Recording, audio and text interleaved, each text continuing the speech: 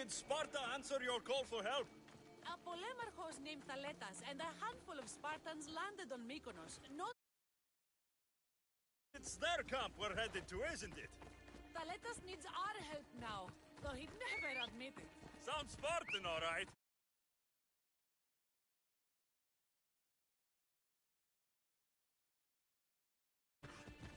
Hip, hip.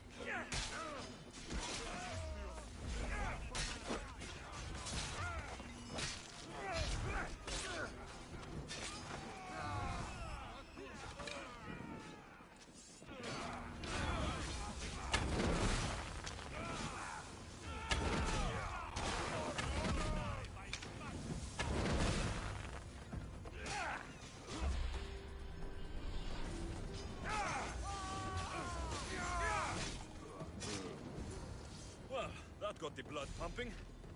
I should talk to this Spartan.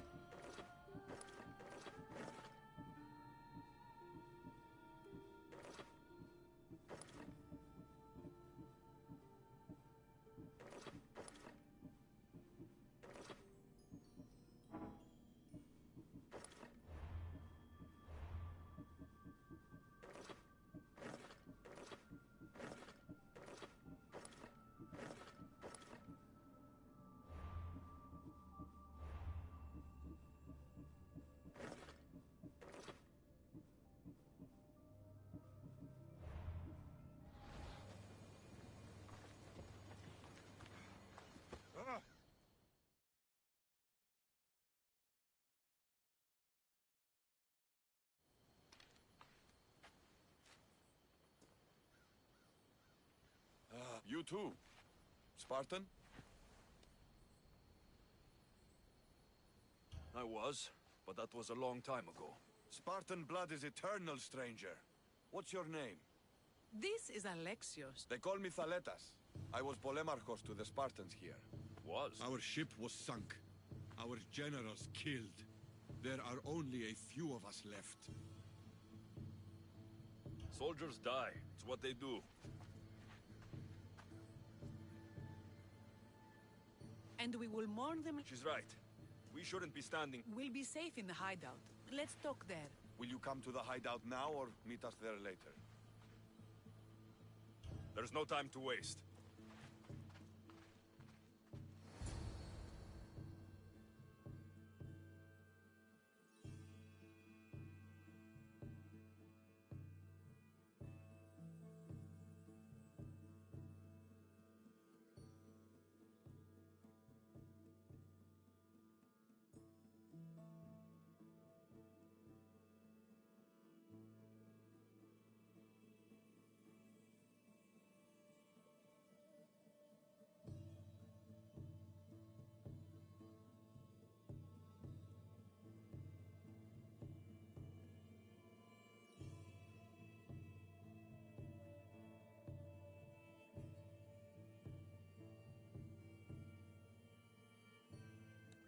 How long till Podarkis finds us?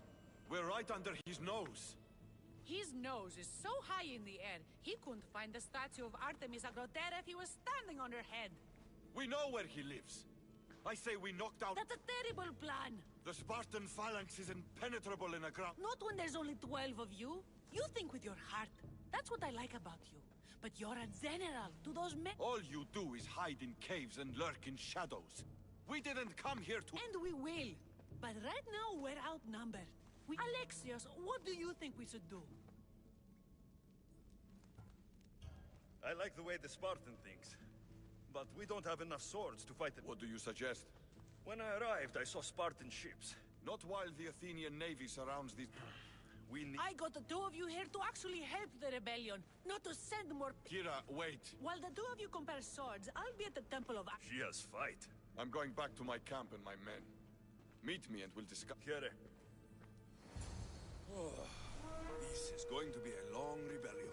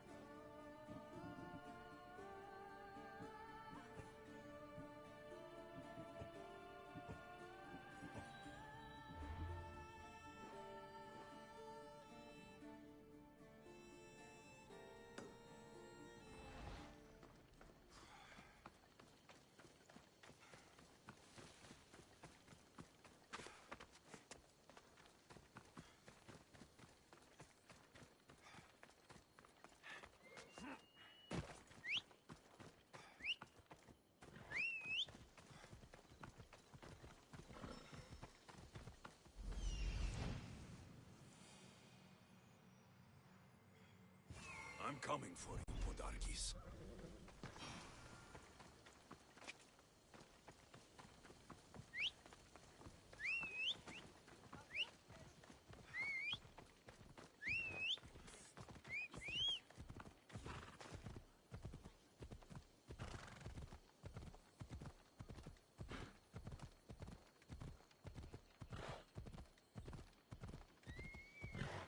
This place is well guarded. Need to be careful.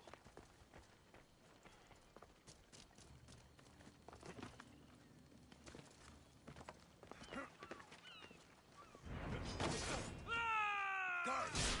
Kill!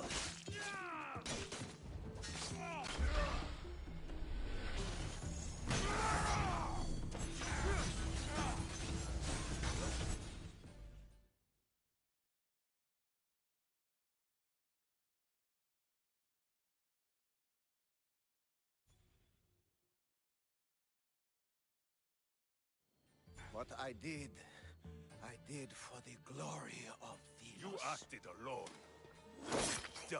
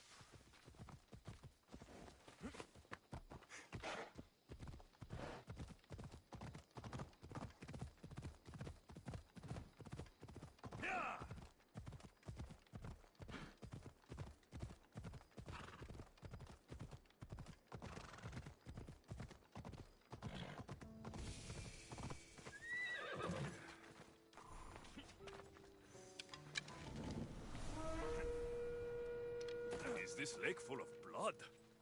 Wonder what's made it so red.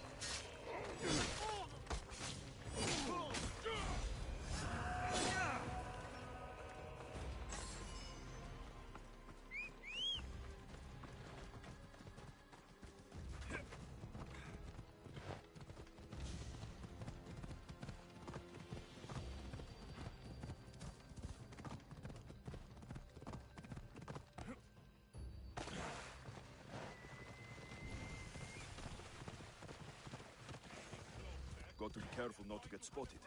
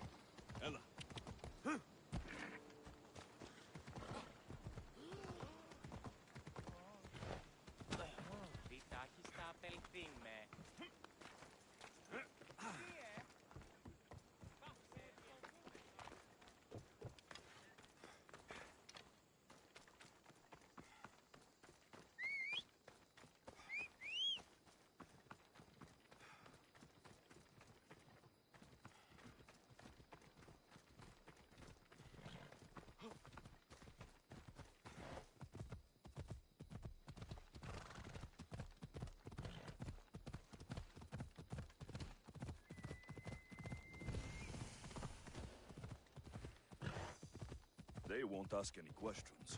Best keep out of sight.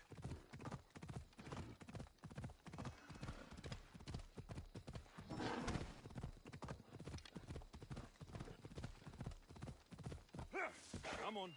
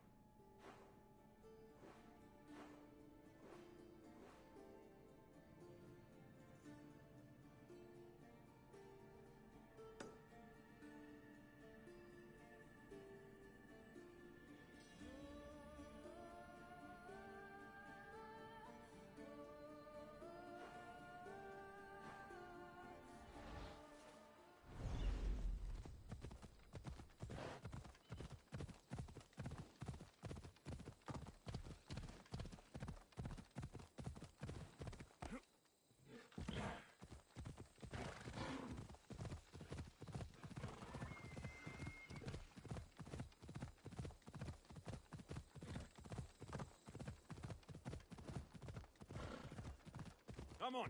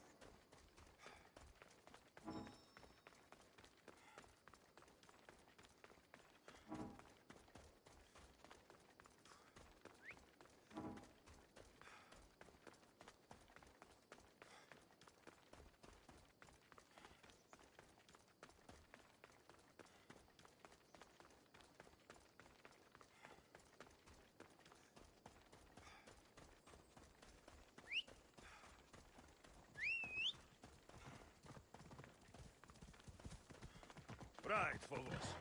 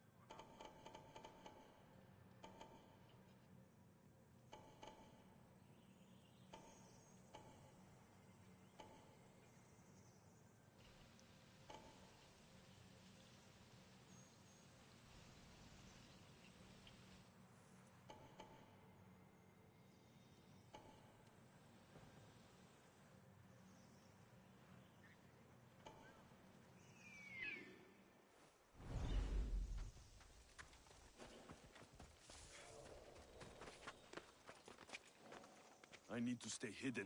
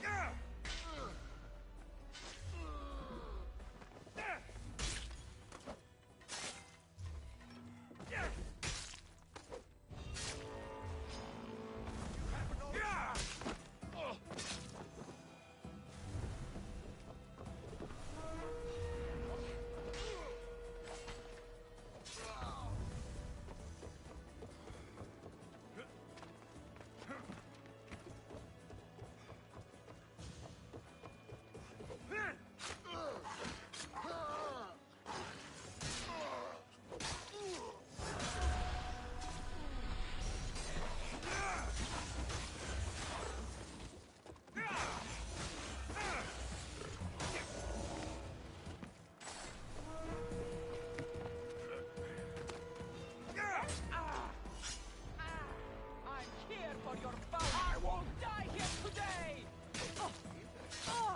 Someone there?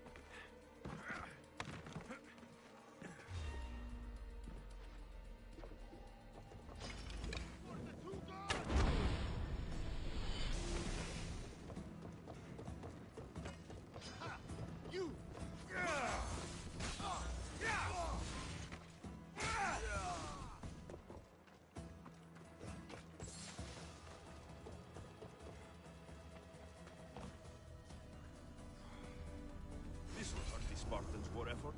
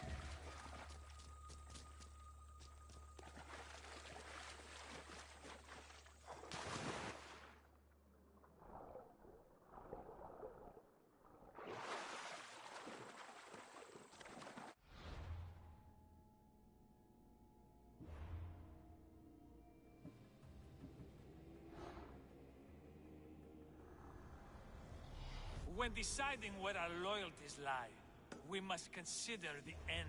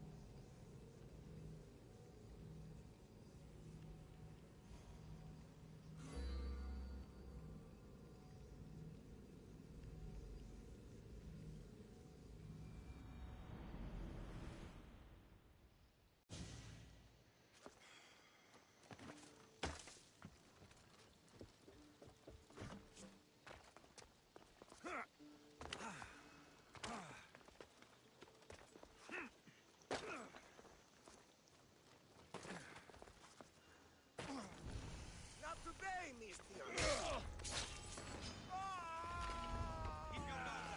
Leave the killing to me. No one! Fight me fair!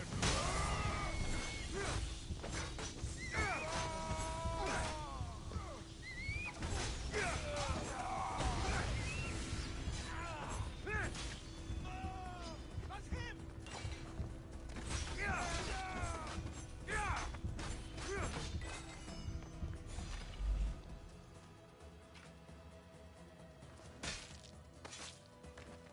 The world's better off without you.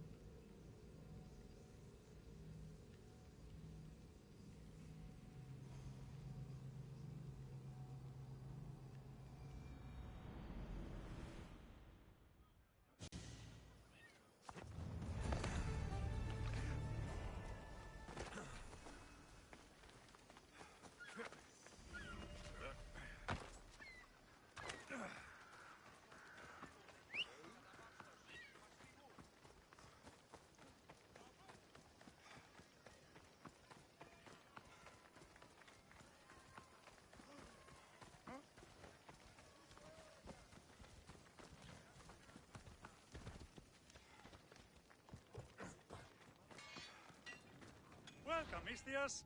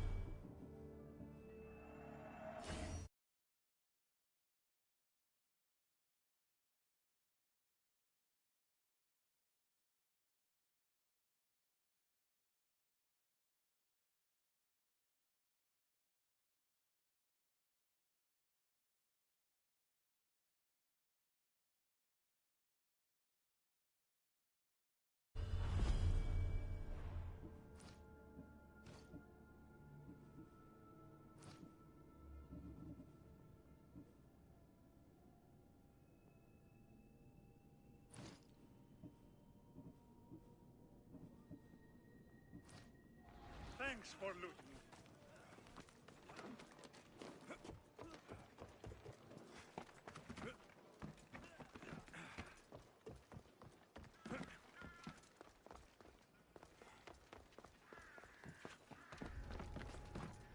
Let's hope no one notices me here.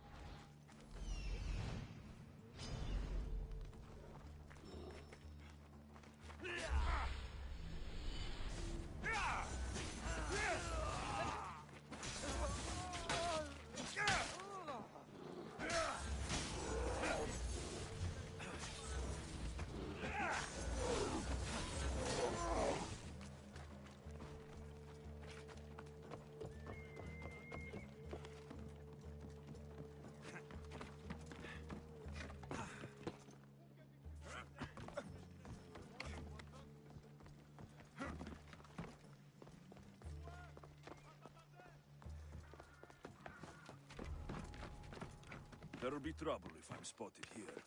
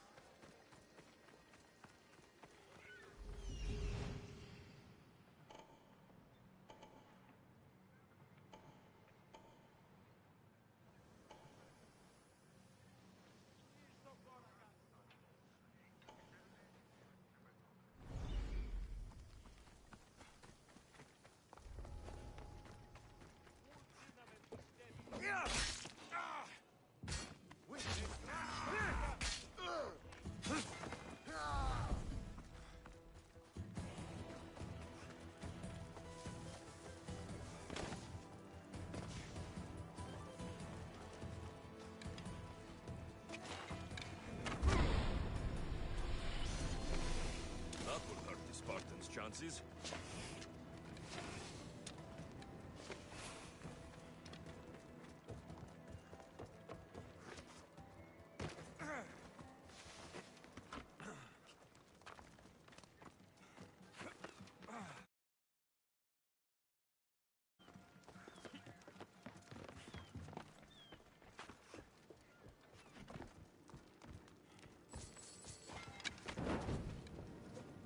Sparta will waste precious resources recovering from this.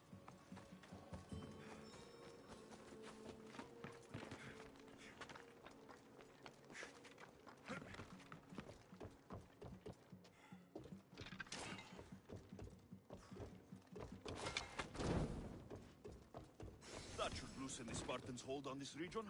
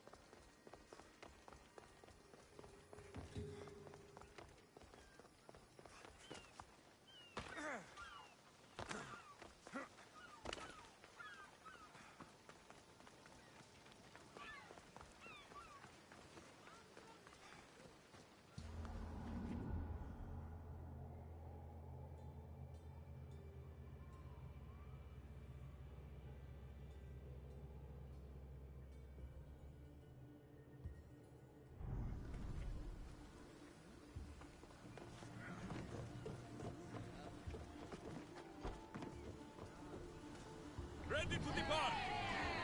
Bastard!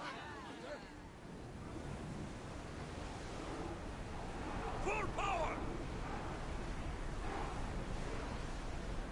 Sailing speed!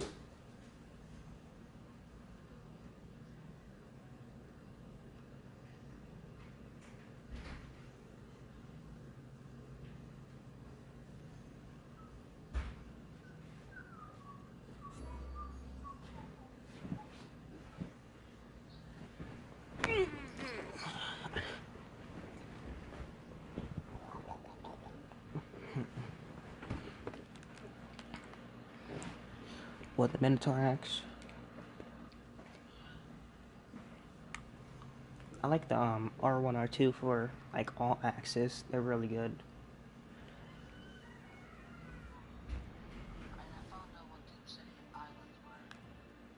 I found them too. But like, where's the dude at? Like, I weakened it. Like, it's really weakened right now. Do I have to fight the war? Like, it's already weakened all the way. I'm gonna fight the war and see what happens. I'm gonna do it for the Athenians because the Spartans are what's controlling it right now. Yeah.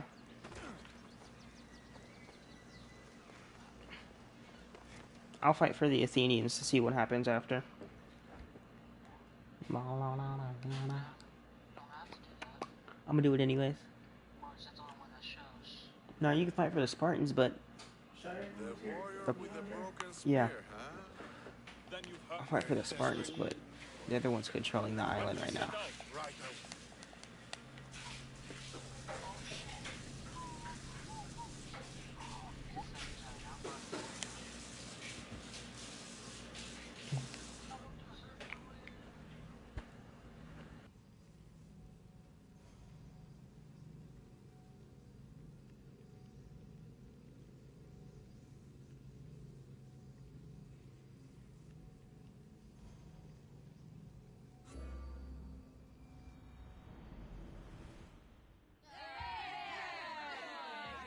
Commander at the helm!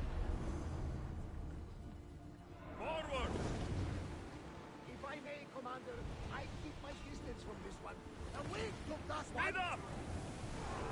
Fire on tight!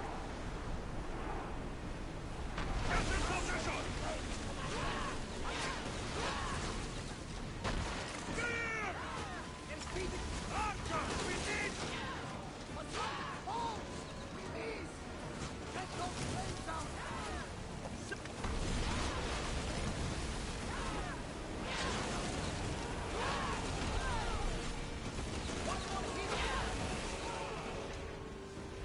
I need archers!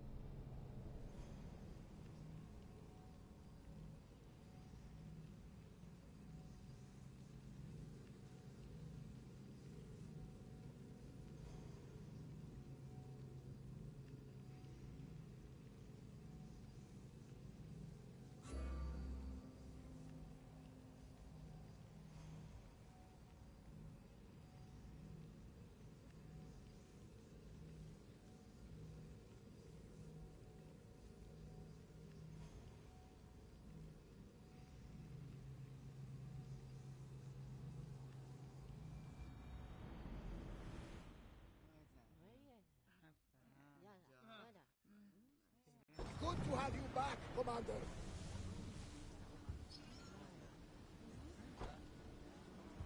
We're getting awfully close. Should we be ready for a fight? Arrows at the ready! Now! Light the bastards up, Mistios! We're at maximum speed! Finish! Fire east! Everyone fire through! Let's make them burn!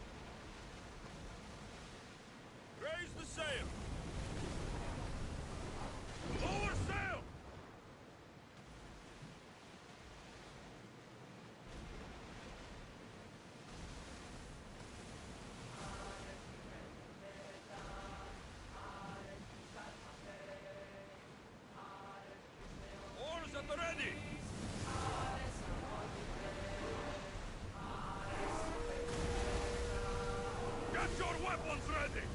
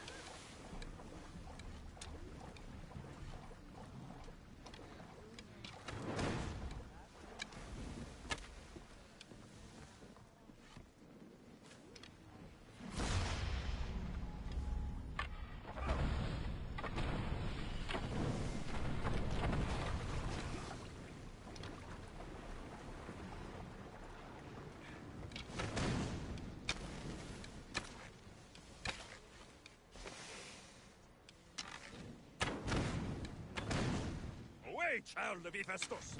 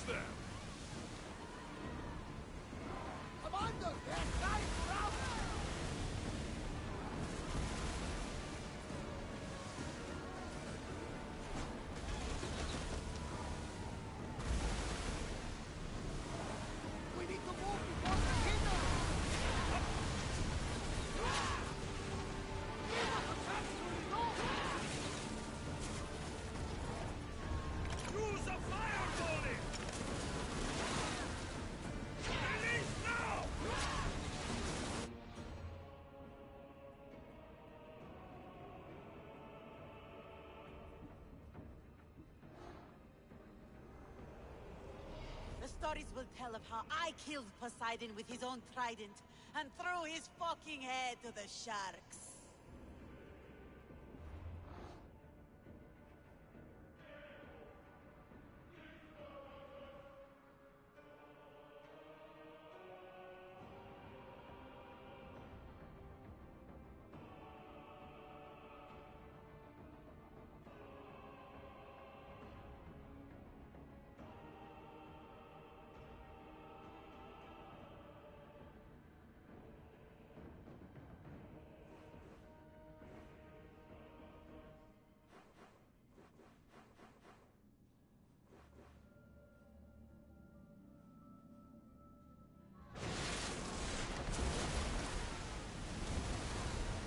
They are heading straight for us!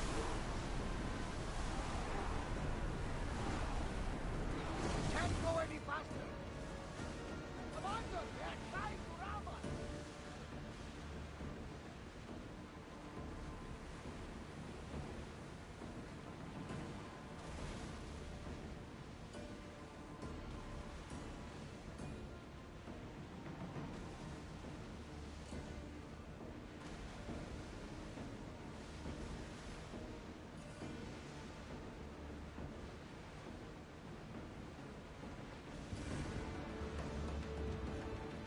There will be more battles like that! Nothing the rest won't handle!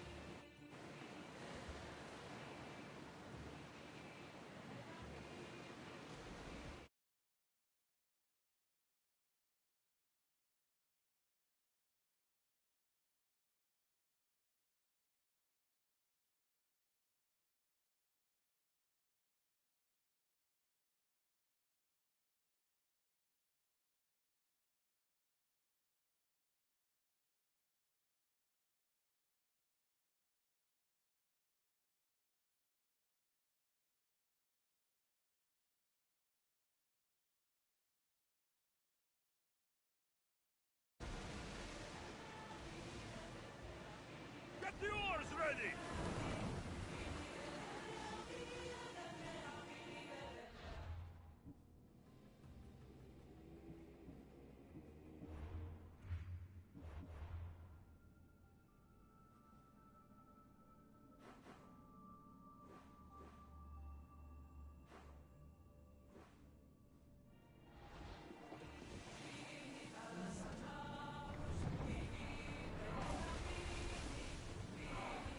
Sails down!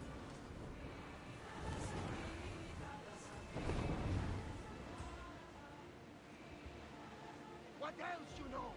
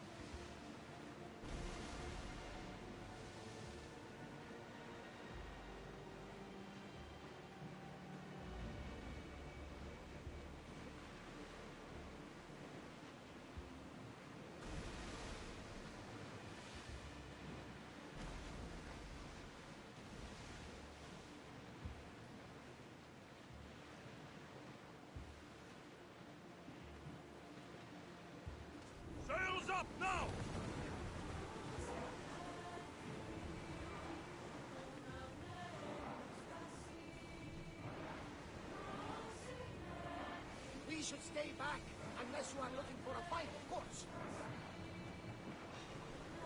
More speed! Let's move it!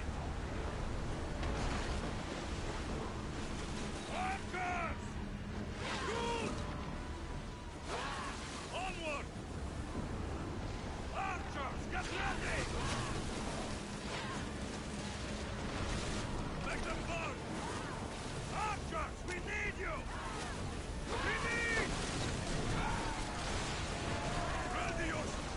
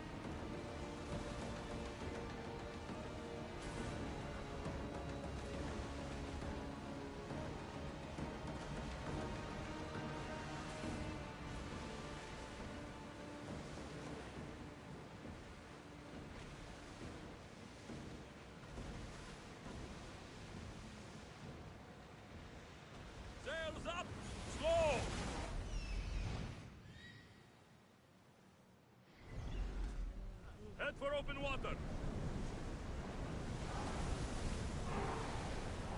We're at full speed!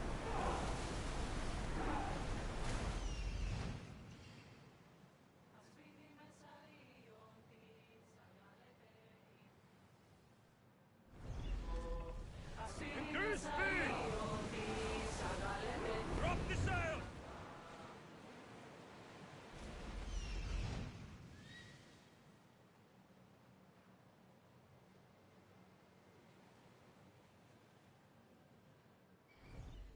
Sails down! Ship the oars! More oars!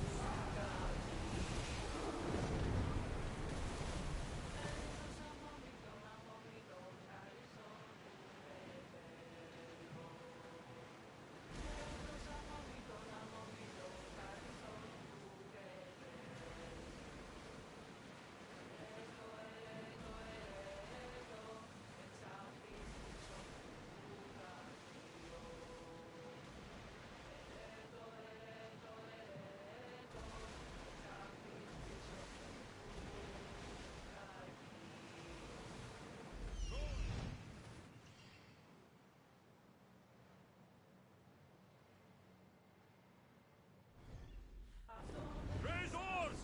Forward!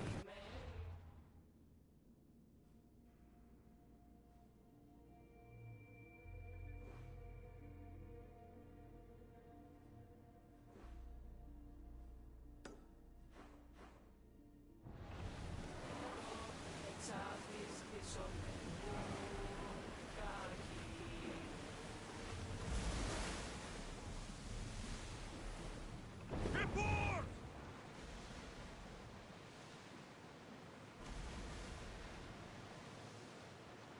They're heavily armed. Are you sure we are ready to attack?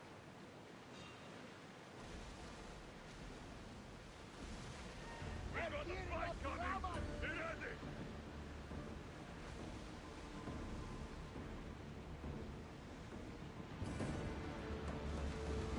I think we're out of danger here. I'm waiting for a second, Commander.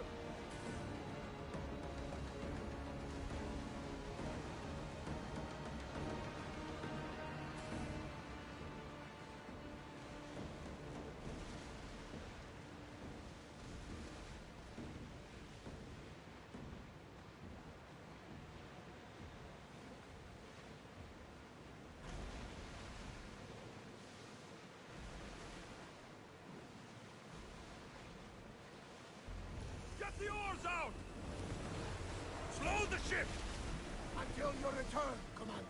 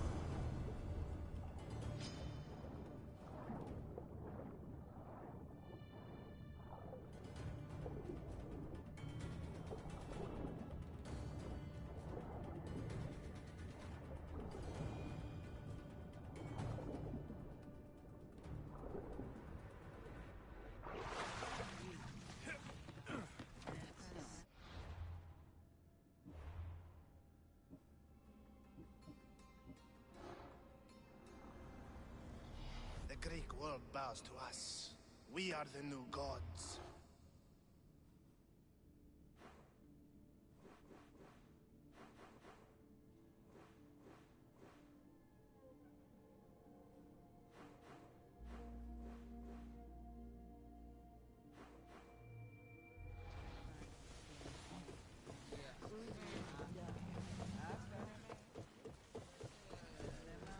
Oars in! Full sail!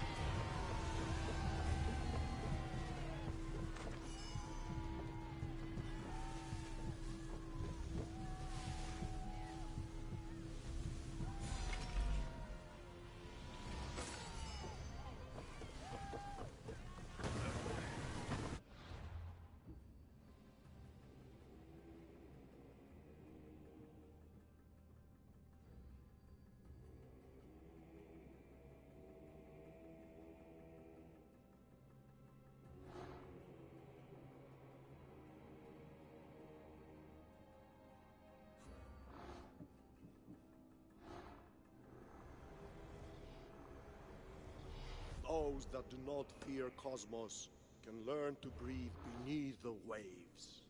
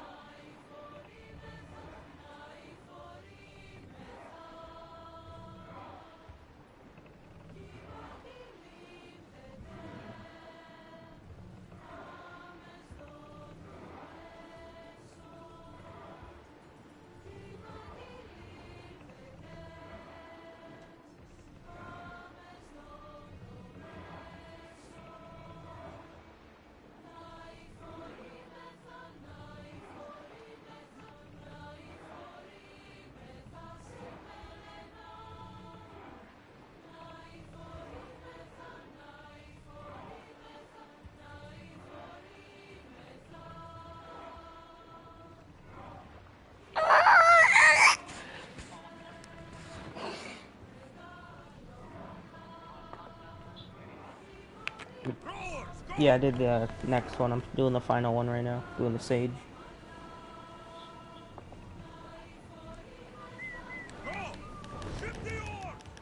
I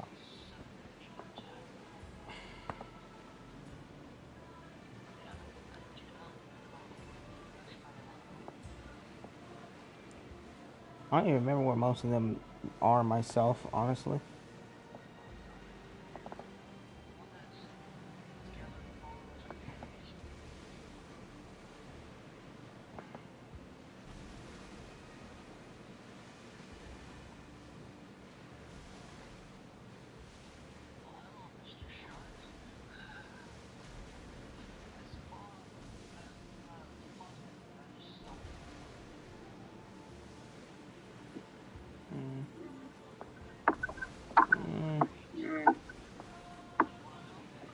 Oh.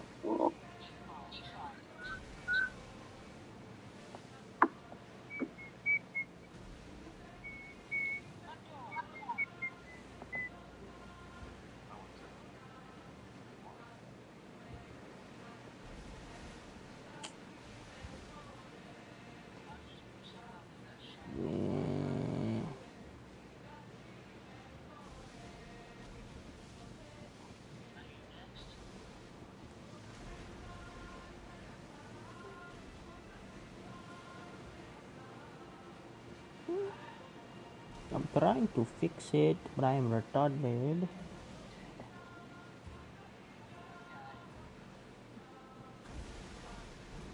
I can barely hear anything.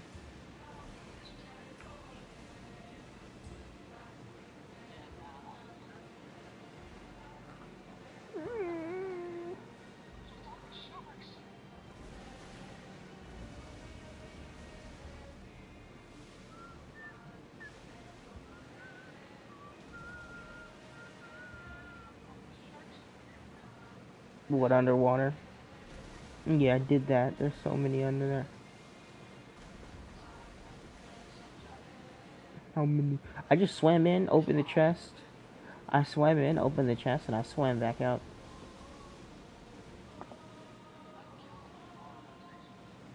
I didn't even. What are you talking about? The pirate? I'm talking about for the chest. For the clue.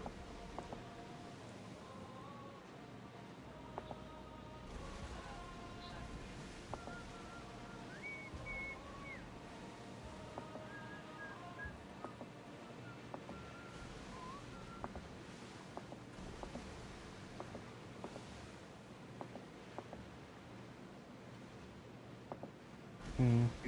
Mm.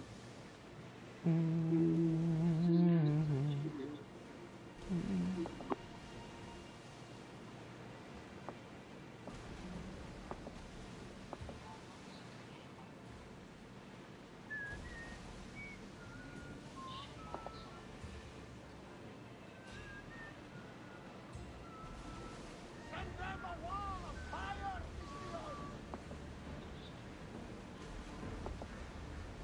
Look at that! I can hardly believe we're this close.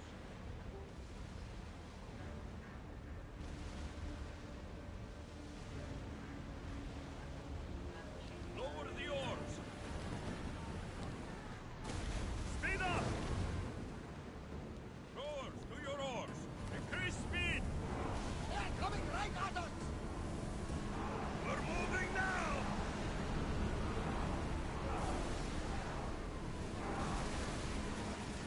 We need to move before they hit us! It's a beautiful Let's go! vessel. Should we stay this close? We can pull away again after the rowers catch the threads. Watch! Alaka! They're heading right for us!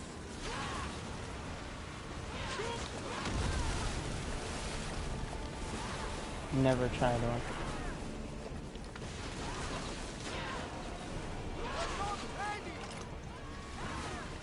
Set them alight! Now!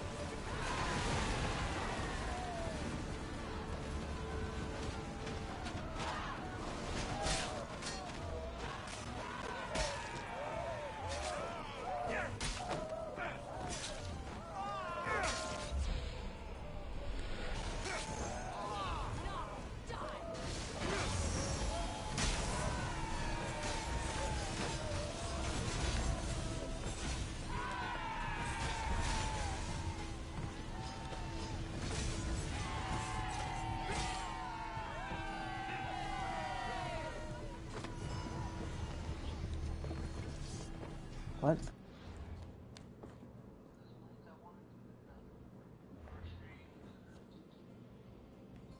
What blades? What blade?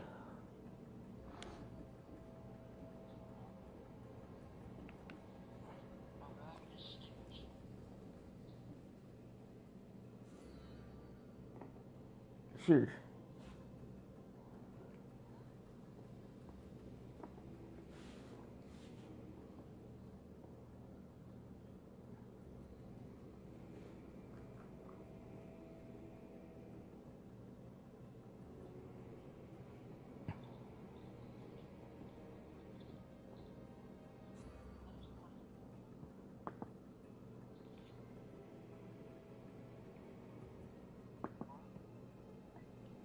What?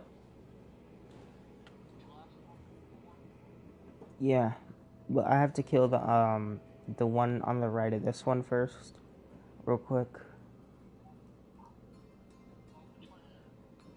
The one on the right, I don't know. Worshippers of the Bloodline. I have 2 more worshippers to kill.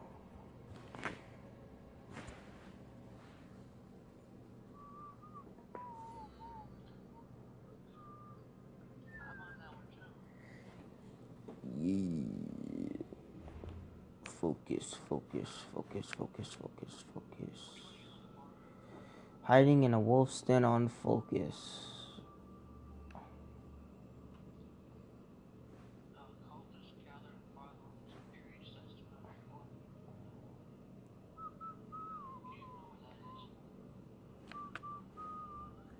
I do not know.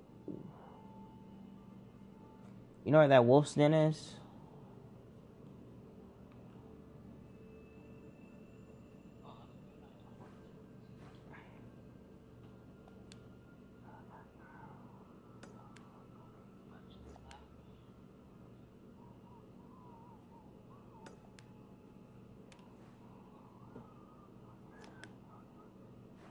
It's on focus.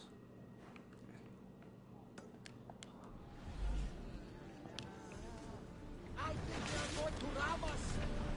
Ready to shoot! Get them! Don't waste ammo. Run! Hold!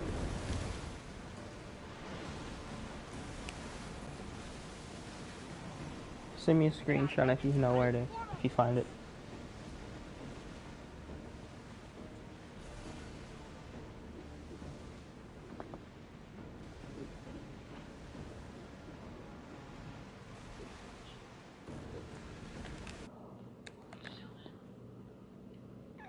If you want.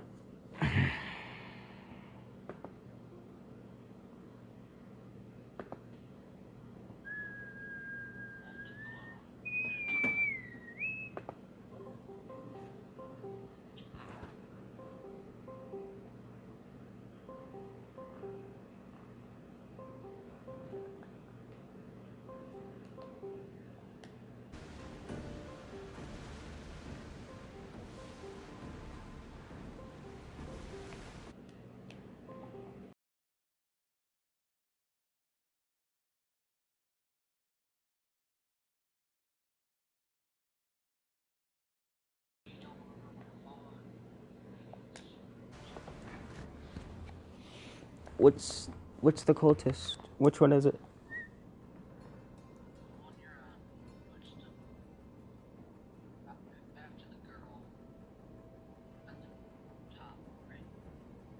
The one at the top. The one under it? The one under it or the other girl? Because there's 3 girls. Are you talking about the one to the left of it? Next to the first one? At the bottom? I don't know where that is. The top left one? You just showed me where that one was. At the wolf's den. Well, hiding in the wolf's den for the clue.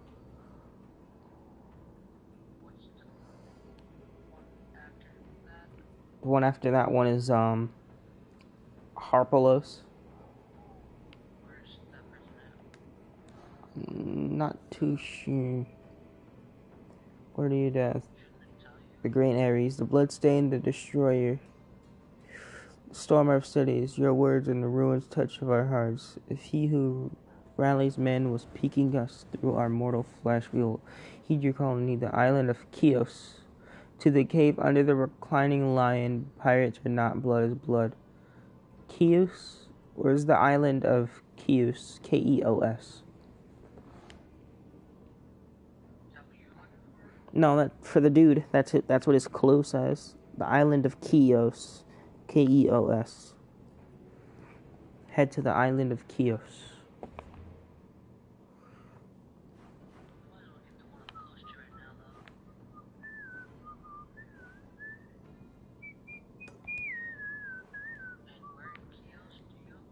I don't know. It just says head to the island of Chios.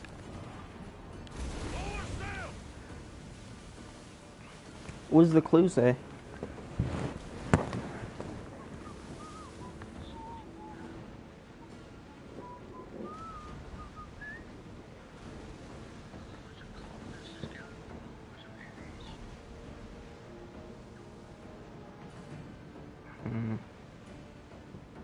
It's probably a story thingy.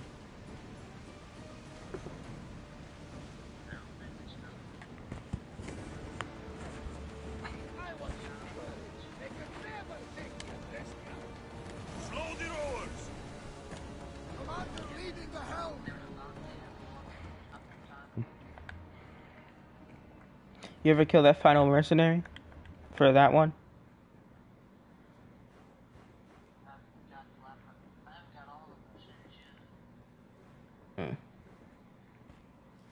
But yeah, if you kill him, he's a free he's basically a free sage kill, because he's so easy. Like, you just find him roaming around.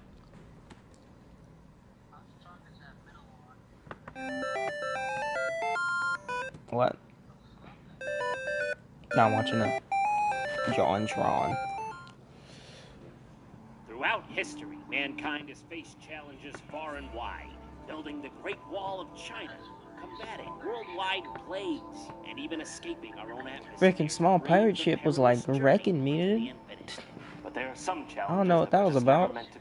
Like, some peaks too monumental, no, it was like really some chasms tanky. too great. It was really tanky. That was the problem. And then there's just plain stupidity. But mankind doesn't get anywhere by playing it smart. Some of us have to be the guinea pigs, do the work no one else wants to. And that's why I'm going where no man has ever gone before and come back to tell the tale. Mission briefing. Subject, Takeshi Kitano, otherwise known as Beat Takeshi. Japanese film director, comedian, singer, actor, author, screenwriter, poet, painter. Okay, what wasn't this guy? And one-time video game designer. Yeah, you hear that? One time. One time was all he needed. After that, the sea-floor split open and swallowed the Caribbean. Earthquakes ravaged the west coast of America, and goblins were still really, really scary. Ew, I don't like goblins. Ah! Although being more comfortable with directing and acting, Beat Takeshi was never one to back down from a new art form. So when Taito Corporation asked him to lend his name to their new video game, instead of simply saying yes and taking the money, he chose to be directly involved with the creation of the game. He even starred in 2 Japanese commercials advertising the game. Perplexingly enough, both of these commercials were actually cryptic hints on how to complete difficult parts of the game. And then, this. Like Aphrodite rising from the sea foam of Uranus' severed ball sack. No, I'm serious. That's how it happened. Look it up. It's true. It's definitely true. Takeshi Kitano cut from the balls of Taito and released this to the masses. This is universally referred to as one of the worst ranking and hardest video games of all time.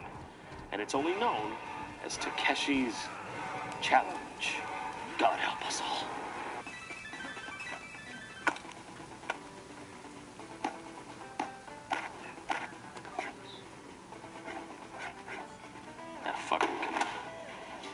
There it is. You're looking at the very same image 1,000 Japanese kids saw on Christmas morning 1986. Put your mind into theirs. Feel the pain. Feel the anger. And now, first off, I just want to say there's a password guard in front of this password screen here, and you can just punch him and get a game over before you even play the game. Game over? I think there has to be a game first for it to be over. Maybe they're talking about the game of life. The game opens up with you getting yelled at in your boss's office. Literally. You don't even get fired. It's not concrete. You're just being reprimanded for your mediocrity. Oh, yeah? You're gonna yell at me? Well, this is a video game. I can do what I want. Oh, Merry Christmas, Japan 1986. Oh my god. Why would I try to escape real life by playing a game that's more depressing than real life? Am I supposed to feel good by comparison? Well, at the very least, I can say this game was innovative for its time. It's open-ended and has heavy real-life themes, which most concurrent games had little of, if any. But perhaps That's what it's this a bit wolf den is called, Cave of Kratos. Where am I supposed to go? The bank?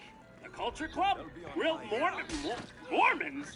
Oh, what's going on? I didn't know he was alright to eat those guys. I better should check the bro book, make sure that's okay. Well, I already have no idea what to do, so I guess I'll do what I always do when I'm lost. Drink heavily, lots of drinks, way absolutely above the margin if necessary. Mom is scared. Huh, it's pitch black? Wait, where am I? Is this woman beating up on me? What's going on? My home. Well, they're all on the water. So you talk to your wife, and your options are food, a bath. Let's go to bed. I want to travel, and I want to like all the cultists for the pirate ones. They're all on water. At this point, most games look like this or this. They didn't usually have themes of domestic conflict in them, and they still don't, really. Let's give her the good old 1-2 divorce and see what happens. I mean, after all, she is violent. So you can pay alimony or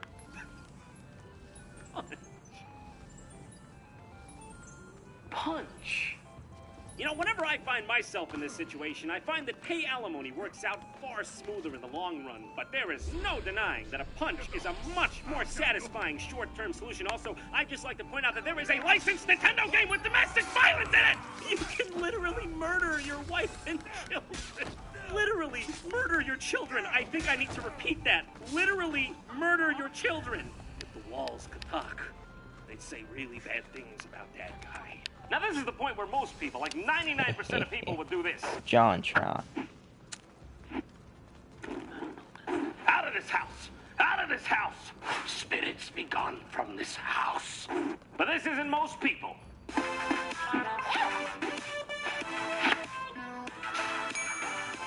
This is JonTron. To take on this challenge, I have to think like a salaryman, dress like one, be one. Let's beat Takeshi at his own game, goddammit. You are not gonna believe this. This game requires an insane amount of trial and error. More than any sane person would be expected to undertake. For starters, you're supposed to ignore your boss at the beginning of the game because you want to pick up the bonus he gives you later. So you go directly to the bank and close out your account to withdraw the 50,000 yen that are in there. Then you go to the local culture club and use the money That's like $500. Shamisen lessons? Yeah, it sounds random, right? But you're supposed to do this because you 50,000 yen. It's either $500 or you do that, you have to pay her alimony. or $50. And that means that 75% of the money that you're holding on to at that given moment will go to her. So like $1 million yen is like $100,000. To beat the game. So basically, Kinda you're trying sad, to give right? your wife as little money as possible. Man, who said chivalry's dead? The next steps are entirely steps made of logic. Quit job. So like $1 billion yen is like $1 million yen, basically. Learn to hang glide. All the while, or I think it's 10 million yen. It's $1 million. Shit out of you as you moon jump past. Yeah, by the way, they're unavoidable. It doesn't matter how hard you try. Unless you get lucky 10% of the time, they'll teleport to you and take a hit. Now, normally in a video game, this wouldn't be a problem. But for a majority of the time in this game, you can't replenish your hearts. And you only have 4, which is not a lot, trust me. It's like the Yakuza are just a tax, a toll. Every time you pass one, they take a part of you with them. The more you play the game, the more you run the meter. Better use your time wisely. It's just an allegory. It's just an allegory of our inevitable demise. I'm slowly dying. I'm slowly dying just like him. Each obstacle makes an etching in my soul. If you paid more than $13 on tax preparation last year, if you have paid more than $13 on tax preparations, and your mom is gay. Always free. Now, this may seem very cryptic and convoluted, but that's because you haven't heard the next part. You're then supposed to go to the pachinko parlor and buy 500 balls and lose them.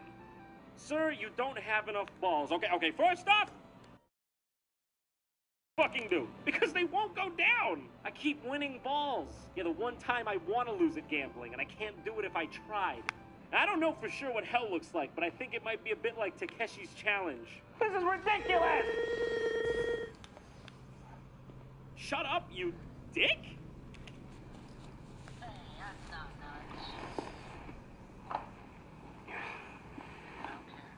You're supposed to yell into the microphone on the second controller. A bunch of Yakuza toughs spill into the parlor. And to beat this part, you have to knock out at least one of them, which is really hard because they all three pummel onto you really quickly and you die in seconds. Oh, and did I mention? Anytime you die in this game, you have to go to the beginning. And that means doing every single minute step all over again. And by the time you beat this game, you can write a strategy guide on it, because you know it front to back. After you scare off the Yakuza from the parlor, the owner gives you a bunch of balls, which you use Takeshi's to buy a challenge. Assasin. What even is that? Okay, it's that. That's what it is. I guess I'm familiar. Exactly. I know the name. Now we're off to the karaoke bar to sing the same song 3 times in a row because Takeshi Kitano is an insane person. You actually have to sing into the microphone on the second controller, which is pretty innovative for its time, but it's incredibly difficult and precise.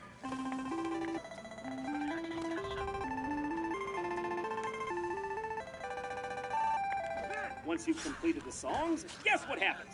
Guess what? A bunch of Yakuza storm into the bar, and you have to beat the shit out of all of them again, on the same heart. Then, just in the nick of time, an old man comes in and gives you a map. And then you beat the shit out of him. It's not even an option, you have to do that. But when you look at the map, of course, it's blank. To reveal it, you have to let it soak in water and wait 5 minutes, but not more than 10, and then cry into the microphone, or bathe it in sunlight and let the controller sit for an hour. Arbitrary wait times. What do you know? It's an early MMO. Now that we've got our treasure map, I say it's off to the South Pacific. No, seriously, you head to the airport and board a plane for the South Pacific. You know, this only just dawned on me right now, but do you realize that this is a Nintendo game in which you quit your job, divorce your wife, and go treasure hunting? 10 out of 10, 10 out of 10, 100 out of 100, best game. When you get there, you get a gun. Well, getting the gun is kind of cool, I guess. It actually works. It's not just a bait and switch. Only now can you sleep at the hotel and regain your hearts. You're not even watching the video. You don't understand it's the most beautiful thing I've ever seen. The plot. You know, for such a bad game, when I saw those 7 hearts, I was happy because it just shows that life's all about perspective. Okay, this next part, I can't even stress enough. This is one of the hardest parts in any video game I've ever played. You have one shot at this flying segment, where you have to shoot a revolver abreast a hang glider at giant dive-bombing pigeons and UFOs. If you get hit once, you're dead. Game over. And you know what that means? Divorce your wife, sing the karaoke, question if it's ethical to eat Mormons, do the whole thing over again just to have another go at this hang gliding segment. It could take you 20, 30 times before you get this. And it wouldn't even be so bad if you could fully control the hang glider. But once you drop altitude, the only way you can go back up is to hit one of these gusts of wind, which you can accidentally shoot and destroy. Never in my life have I said, God damn it, I shot the wind again, and meant it. And meant that. Can you even fathom how hard this is? Was a human actually intended to be able to overcome this? After a while, it breaks you down. The only thing that keeps you going is the thought of what's coming next, the thought of winning. You can't let him beat you. It was designed to beat you. And you want to know how hard this game is? I started this review in 2012. Come on, I have to do this. I can't stop until I do this. Please. Oh my God. Oh my God, I made it. I did it. I got there. I got to the island. I'm finally here. I'm in the treasure cave. This is the final stretch. Of course, they wouldn't give you a break either. There's literally enemies oozing from every crack of this cave. Talk about having some PTSD. You're looking at this while having flashbacks, having to do the goddamn fucking pigeon section again. It's a non-stop barrage of scorpions, amoebas, pirates, skeletons, and flame balls. I swear to God, I don't even think you could beat this segment if there wasn't a built-in exploit to the game, which is if you pause the game and unpause it, all the enemies reset. And then, finally, you see it, just out of the corner of your eye. Not everyone is created equal. Not in a racist way, I'm talking more about willpower. Sorry if you thought that was a racist or sexist comment. Some are quicker to make an excuse than a commitment. But we live in a world where if you don't decide to be the very best, someone will step up and be happy to take your place. Today, we've scaled a new peak, and you know what? View's pretty good from up here. Takeshi, I beat your challenge. To the victor go the spoils. What do I win?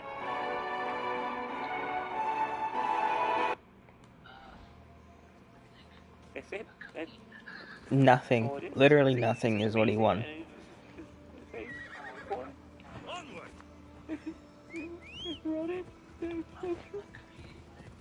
北野様、私はずっとあなたの大ファンです。バトルロワイヤルのあなたが本当に好きです。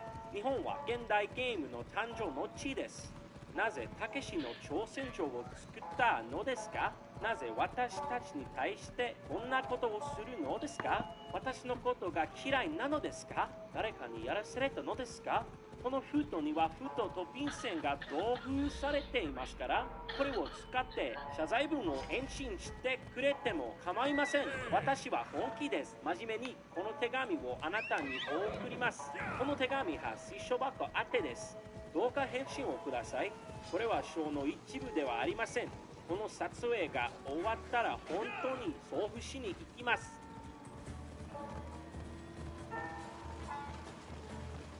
Toxic Baking, 2 out of 10.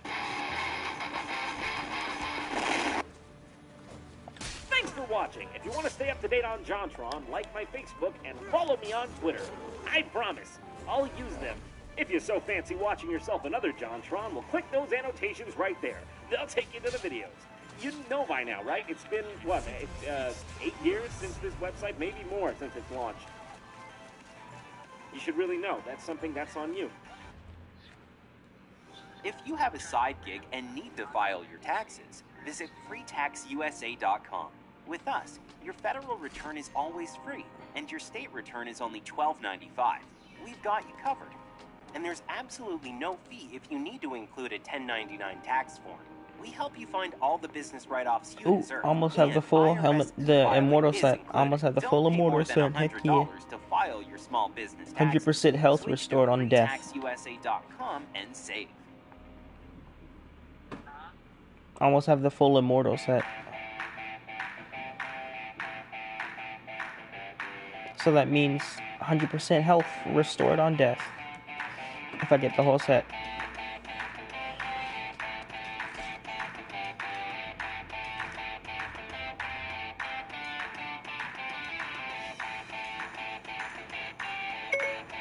Hey Siri, check out the baby's room humidity.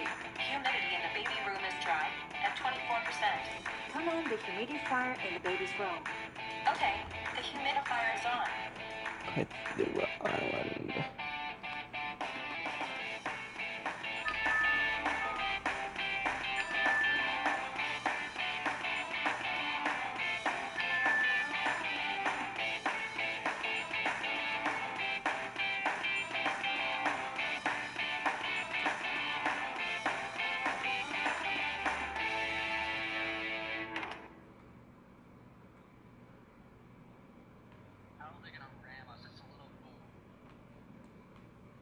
Little boat. Welcome to Metal. We're excited you're joining our community. First, simply start any game like you normally would. Metal is always running in the background, waiting to record your gameplay. Now you just have to do something cool. Press F8.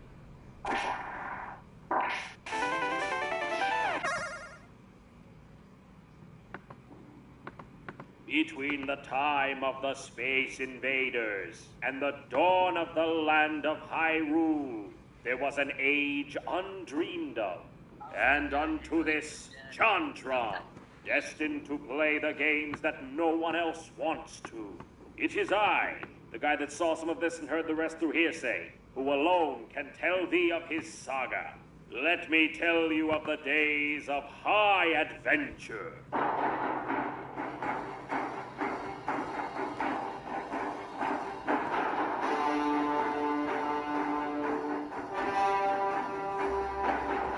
JonTron, what is best in life? To crush your enemies, to see them driven before you, and to hear the lamentation of the women. Wow, I was gonna say a day at the beach, but what did you say? Something about maiming? Jesus Christ. Conan, the Barbarian, originally portrayed by Arnold Schwarzenegger. Guy doesn't take shit from no one. You kill his entire family, he comes back 20 years later and beheads you in front of your entire snake cult. Then becomes the governor of the state of California. That's fucking metal as fuck, dude. Let's hope he spared his games of the same gory fate. Let's have a look at some of the older titles first, like Conan, Hall of Volta on the Commodore 64. This should have everything I could possibly ask for in a game like this. Swordplay, ceaseless adventure. What better place to experience it than here, in the basement? The birthplace of fantasy.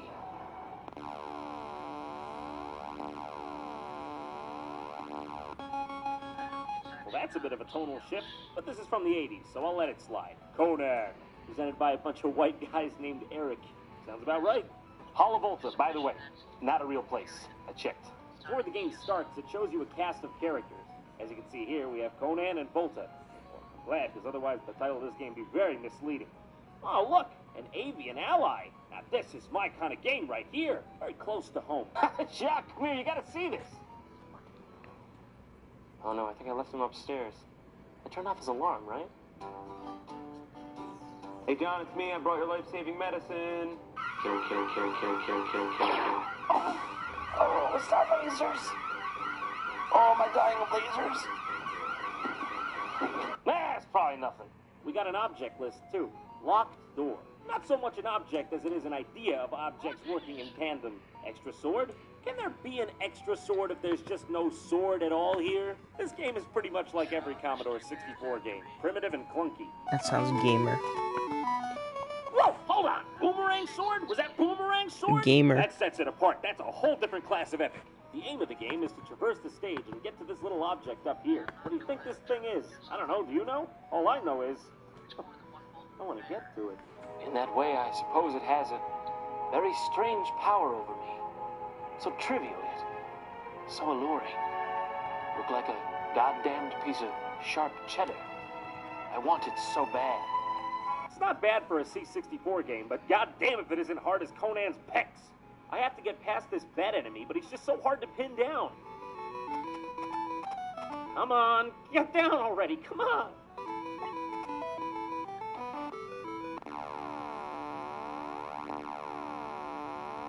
Well, it's a good thing they don't just let me die in peace or anything. I fucking disintegrate and it tells me my struggles were in vain.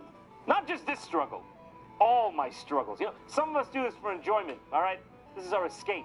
Who wrote this game? Nietzsche? Every time you die, it gives you one of these day-brightening tidbits. A watery barrier. Oh, yeah, I can see that. You know, you could have told me that a second ago.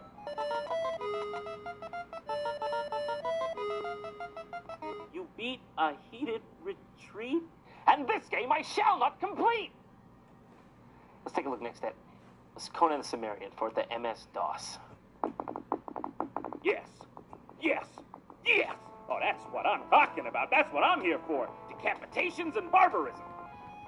Okay, all right. Not so much here for the long scrolls with flesh-colored ink. But hey, we got 1 out of 2. We're doing all right. Excuse me, is this Conan or is this SimCity? Oh, it's 2 out of 3. We're in the black. Oh, good morning, madame. You are looking full and robust today. You are blossoming like the most beautiful flower in all of Samaria. Oh, yeah, one more thing. Your tits are fucking fantastic. Oh, my God, where did that come from? Conan's all like, was that a lightning mage? Did a lightning mage just zap my wife? This game's one of those old adventure RPG types. Click around on a map, visit towns in various locations, talk to the local populace, and get immersed in the world. One of my favorite things about this kind of game is the open-ended gameplay. It's so different from a book or a film because you really get to strike out and make your own story. I think Conan's feeling real bad today. Attack! Conan decides not to attack the merchant. Conan also decided to file his taxes quarterly to avoid overages and remain cash solvent. What is this? Conan decided not to attack the merchant. Get out of here! I'm Conan! I'm a barbarian! It's in the title! It's in the title! I get to decide who gets attacked and who gets conversed with, all right? Let me tell you how you know you're playing a Conan game. They spent more time drawing his pecs than his face. Seriously, he's got no face. Ah, my first fight, finally. Time to put the B in barbarian, you know what I'm saying? Not while under attack. When exactly is a better time to click the enemy with my sword than when he's attacking me? Forgive my ignorance, but I wasn't aware there was a better time. Oh, of course. Sword is for rug. Sword is not for enemy. It is for rug. No one in this world can you trust, Conan. Not men, not women, not beasts. But this you can trust. But only for rugs. Only for rugs and shit, seriously. Oh, I found my favorite room. It's the one where you can't fucking see. Well, at least someone had the decency to stick a chimera down here with me, honestly. What do I do? Use sword. This weapon is already in use. I can guarantee you with 100% certainty, this item is not already in use. All right, how about swing, chop? Conan does not know that attack. God damn it. Listen to me. My dementia-riddled grandmother knows that attack. It's like 80% gravity. Gravity does most of the job. I'm stuck. I'm goddamn stuck. Can't move. I can't attack people. I can't use my sword. All I can do is touch rug and walk around and get fucking stuck. Oh, look at that leprous peasant. Well, she's moving right along. She's having more fun than me in this fucking game. All right, last on the list. Conan for NES. Please let this version be good. How could they fuck this one up? It's Conan for the NES. So this game's purpose is very simple. You go around kicking skeletons in the dick. The sad thing is that actually makes more sense than the controls in this game. So get this. You're going around and you realize these fists won't be enough. So you gotta go around picking up weapons that fall out of the enemies, which are constantly respawning, by the way. What's this? You can't walk over the weapon to pick it up? A doesn't work. B doesn't work. How do you pick up the item? Oh, of course, it's A and down. And by that I mean A slightly before you push down. Because if you accidentally push down first, you'll jump into whatever hellfire pit's in front of you. Because did I mention it down also fucking long jump? Hold it! Why'd they do it? Are they still alive? Can I find them? We're gonna go find them. I can't even begin to fathom why they would make down jump when up also jumps. Especially in a game when you need to push down very quickly in a storm of never-ending butt-feasting gremlin skeletons to get the item that only falls from the teleporting purple Satan demon that only spawns when you cut down the one random skeleton hanging from the ceiling that is the only item that can kill the boss that kills you in one hit unless you have that item, and you would never know it unless you read it on the internet that doesn't exist when this game came out! Hallelujah! Holy shit! And it turns out this isn't even really a Conan game. It's another game from the C64 called Myth, History in the Making, which is notable for its sweet music.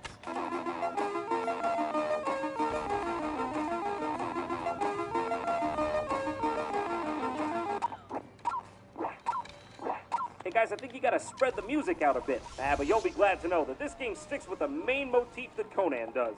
Punching skeletons in the dick. Why would they bother porting a C64 game to the NES? NES was capable of so much more. I think the saddest thing here is that the Commodore version is so much better. I have never praised you before. I do not have the tongue for it. No one will remember, not even you, what games were played, what systems they were on, which ones were written by two Erics. All that matters is that one man played many, many terrible Conan games. So grant me one request. Grant me one good game. And if you do not listen, well, come on, man, it's frickin' rude. And to hell with you.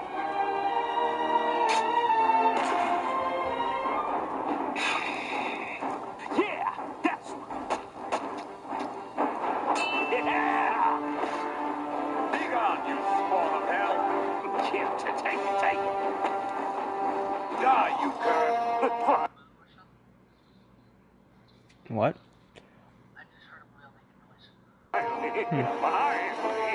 There's a jar of horseradish up there. I don't know what it is. It's scary. I'm listening. If you want to stay up to date on JonTron, don't forget to follow my official Facebook and Twitter. Thanks for watching. If you liked what you saw, don't forget to subscribe to the channel. Also, if you haven't seen all my videos, you can click these annotations to see some of the old ones. Don't forget to stop by normalboots.com. He could be a Malacca's god for all I care. Aren't you here for the same reason? I'm here. Discover automatically matches all the cash back you earn at the end of your first year. Dollar for dollar. Millions of people a year get their cash back match. What are you waiting for? Unlimited cash back match. Only from Discover.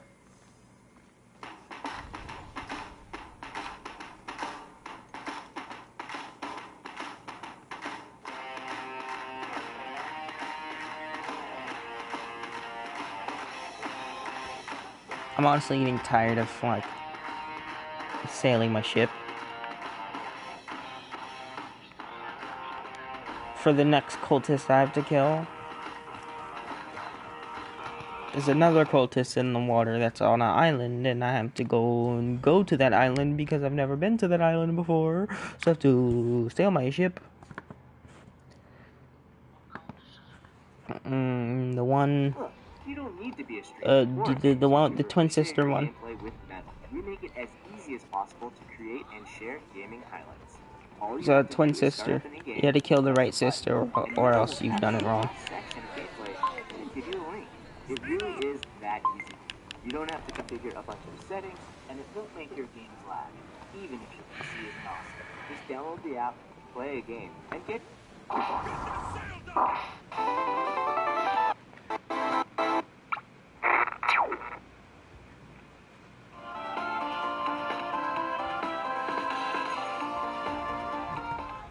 Start my career. The Barbie line of toys launched in 1959 and quickly My horse is hot. of every little girl. Who wouldn't want to look like Barbie? Right? Literally. Fun and likely as He's on fire. the moon landing in 1969. With those proportions, What else would I if you're need, gonna be man? needing one of these, What's wrong with Barbie, you? what beautiful rings What's wrong with to you? offset the sadness. It only made sense that Mattel would bring Barbie into the burgeoning market of gaming. Her widespread appeal was sure to sell. Starting with Commodore 64's Barbie, aptly titled. Now I'm interested to know how they got a whole Barbie. I'm trying That's to technology kill. for you. You see, this is why I should have stayed in Atlantis, man. So nice, Playboy. This is why I should have stayed in Atlantis. There's more land than water. I did. I'm just saying. This is why I should have stayed there. Literally destroy it. You destroy Atlantis.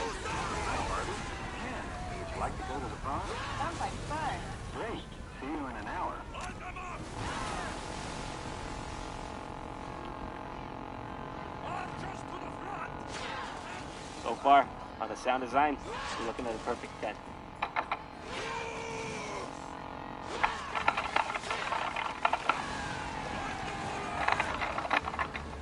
Well, this was 1984. Maybe this is just what people thought video games were. I can't move the car. I love it. Do anything. What's going on? It's really gamer. Is this clock somehow related?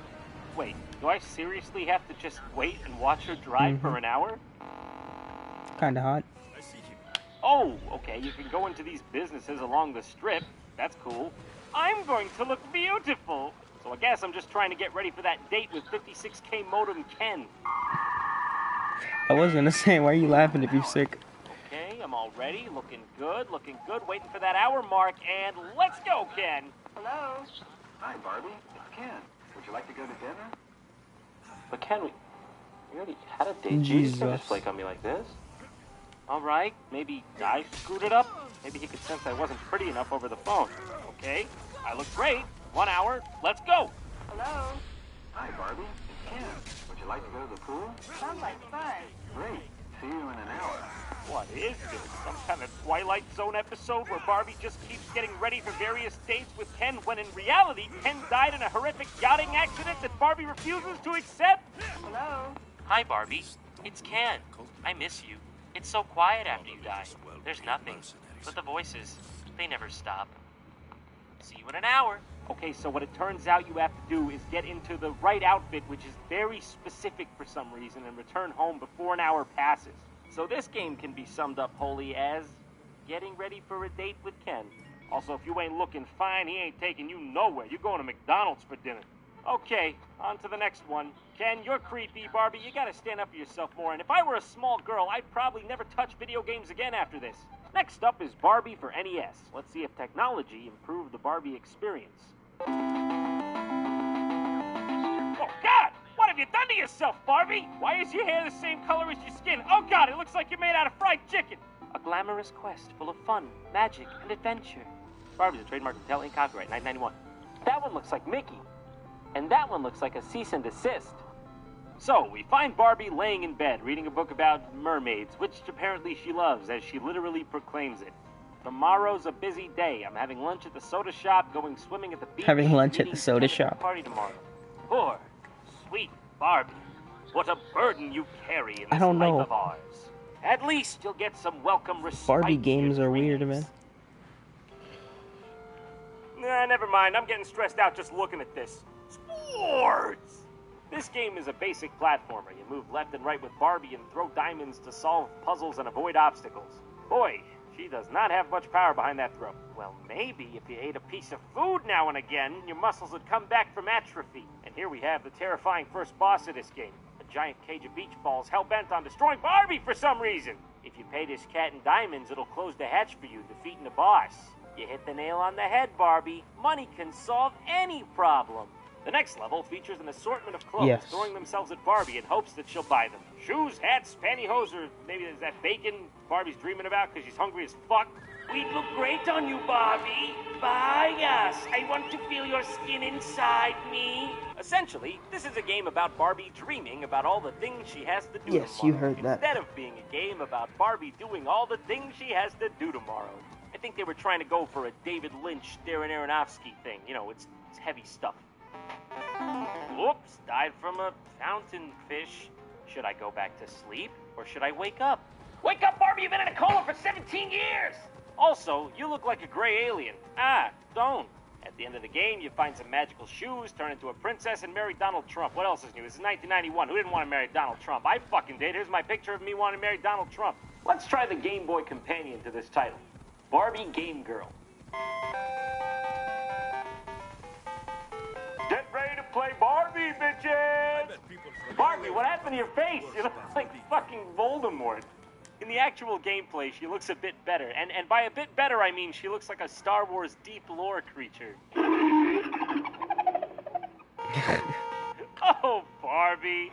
Shooting diamonds out of your vagina again? Come on! I know you were raised in the arid desert jungles of Talbot 6, but have some respect. We just don't do that here. So this is the exact same game as on the NES, but the platforming is incredibly slow. In fact, they were both made by the same company in Glen Rock, New Jersey. No, bad New Jersey, bad state. Go to your room.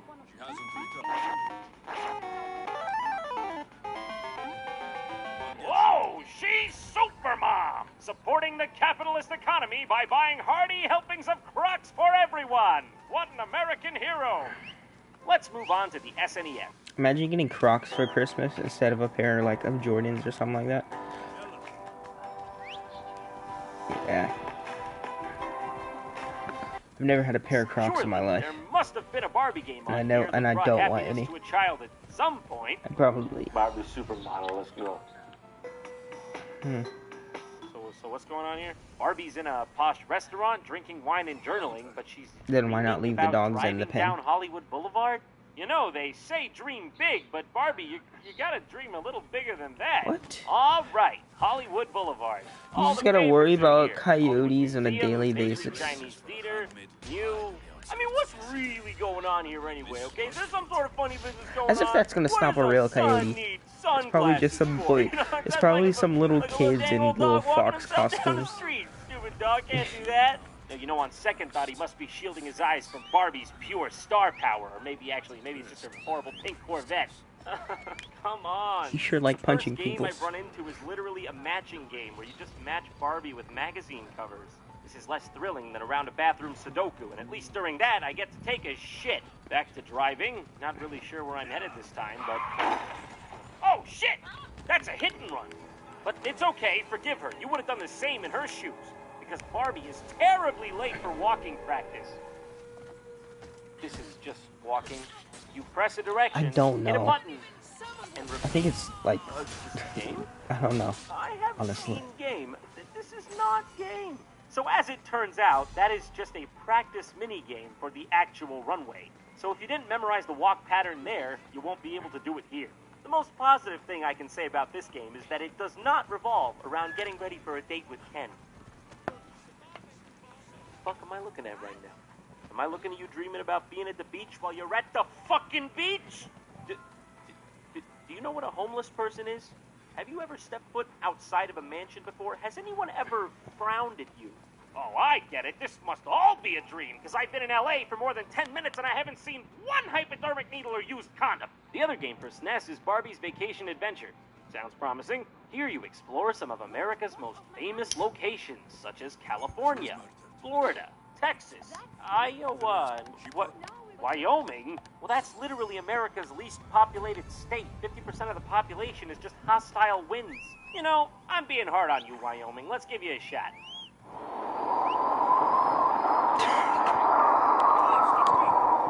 Wow. That was just as bad as I thought it was going to be. Each location serves as a different minigame. This one turns into some sort of tent puzzle outdoor adventure. When you finally do get to some platforming in this game, it's atrocious. Ugh, I can't even land on these platforms. The edge distance changes each time. It can't make up its mind. Wyoming? More like I'm going homing. Am I fired? Yeah, right, whatever. Let's go find fun in a regular part of the world. You know, like Iowa, as pictured here with its most famous residents. Clowns. Bye. Let's try Texas, ye old home on the range. That's something they say there, right? You get to ride a horse in this one. I said the whole thing about it already. All right, I usually don't like to say this much, but let's go to Florida. Oh, saying that just burned my mouth for some reason. Oh my God. This is literally just the underwater level from Donkey Kong Country. The signs with the arrows, the fish, even the music is a cheap ripoff.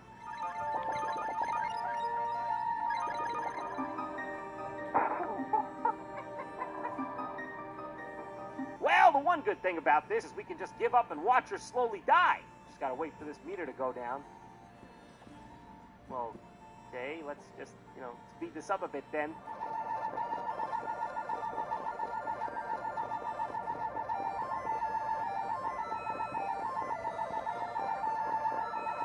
Fish aren't obstacles. Nothing in the environment is an obstacle. Even the lack of oxygen isn't an obstacle. The only thing keeping me from completing this game is not giving a shit. All right, last stop, California. Welcome home. We've hidden your presence around the house. Yeah, welcome home. Good luck finding your insulin. Fuck you. Might not even be in this apartment. God, damn it.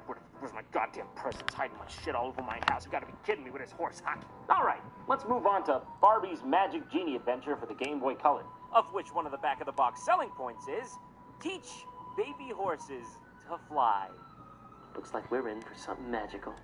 This game starts off with Barbie and her magical genie friends having a magical picnic. But a dark wizard is lurking in the distance, looking at they ass and being a general creep. In reality, though, what this guy is doing is eyeing up their genie lamps, which is oddly not a sexual euphemism. And he's also got a big black unicorn, which actually is a sexual euphemism. You're already riding a goddamn flying unicorn. How much power do you need, dude? Believe it or not, hey, this one's actually pretty good. You fly around on your magic carpet through mazes while collecting items and solving puzzles.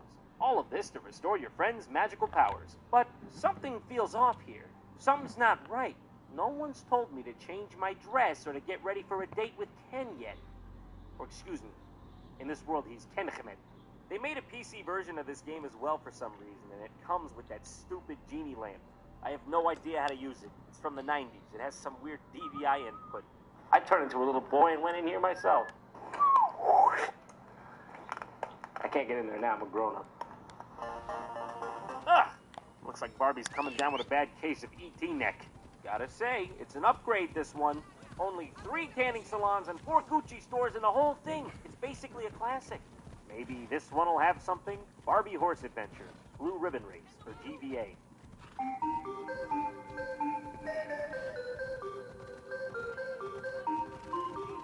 I did not add this music.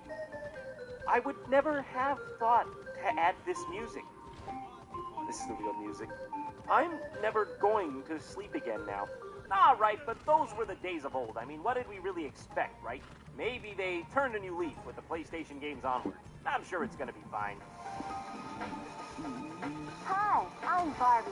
Check out this new outfit. Ah, still bad. Ah, come on. There's gotta be, something of substance to do in this room. What's over here? Oh, this is a build-up. Oh, come on, baby. Money's on black. I see what you mean about getting jumped by leopards. I just got jumped by like a bobcat. Like, it just jumped on my back. Oh my god. Hey, there's a bobcat and a leopard. What the heck?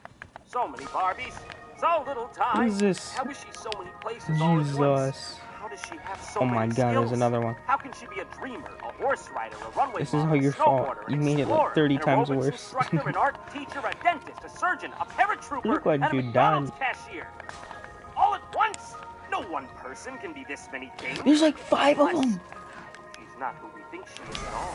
Unless we've been lied to. No, they're like attacking each other now. Something's up.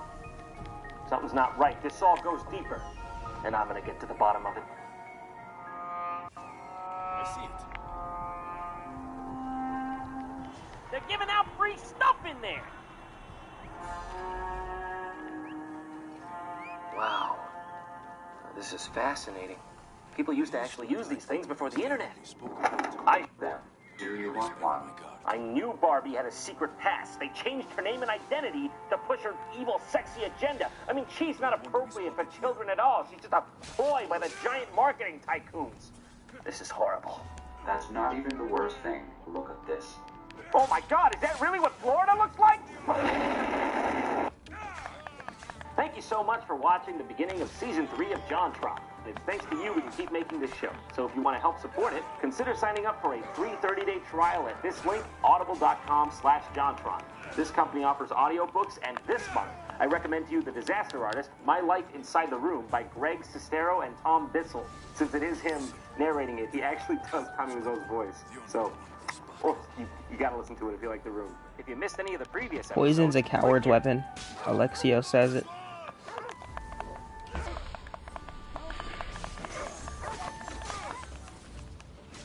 Well, you kind of use it to assassinate people that you don't want to fight head on.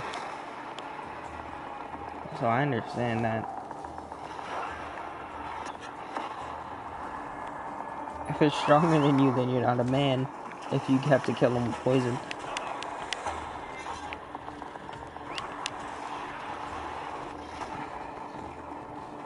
Then they're a coward.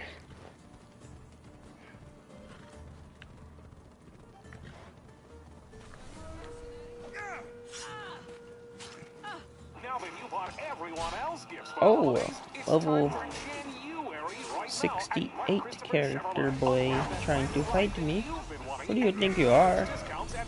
What do you think you are? Her name was like fair-weathered Ayokasti.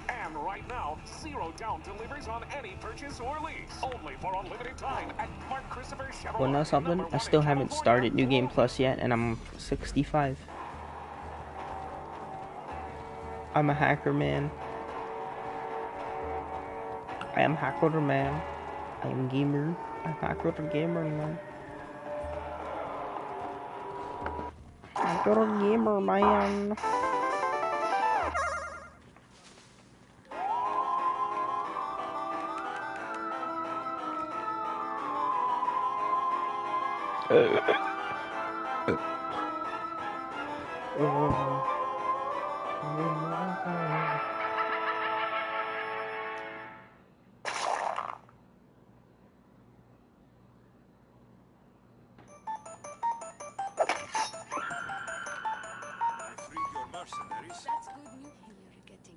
It's October.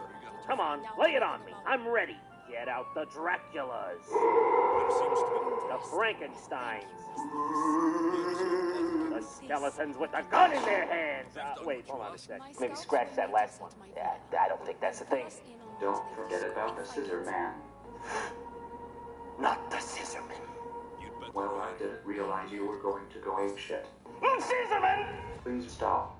Clock Tower. It's a series best known for the game released on the PlayStation 1, but it actually had its start on the SNES, which most people don't know because it was never released outside of Japan. I've always wanted to try it out, seeing as it is one of the earliest entries into the survival horror genre. Some would say this game pioneered survival horror, but can an SNES game elicit the same kind of terror we associate with such titles as Resident Evil and Silent Hill?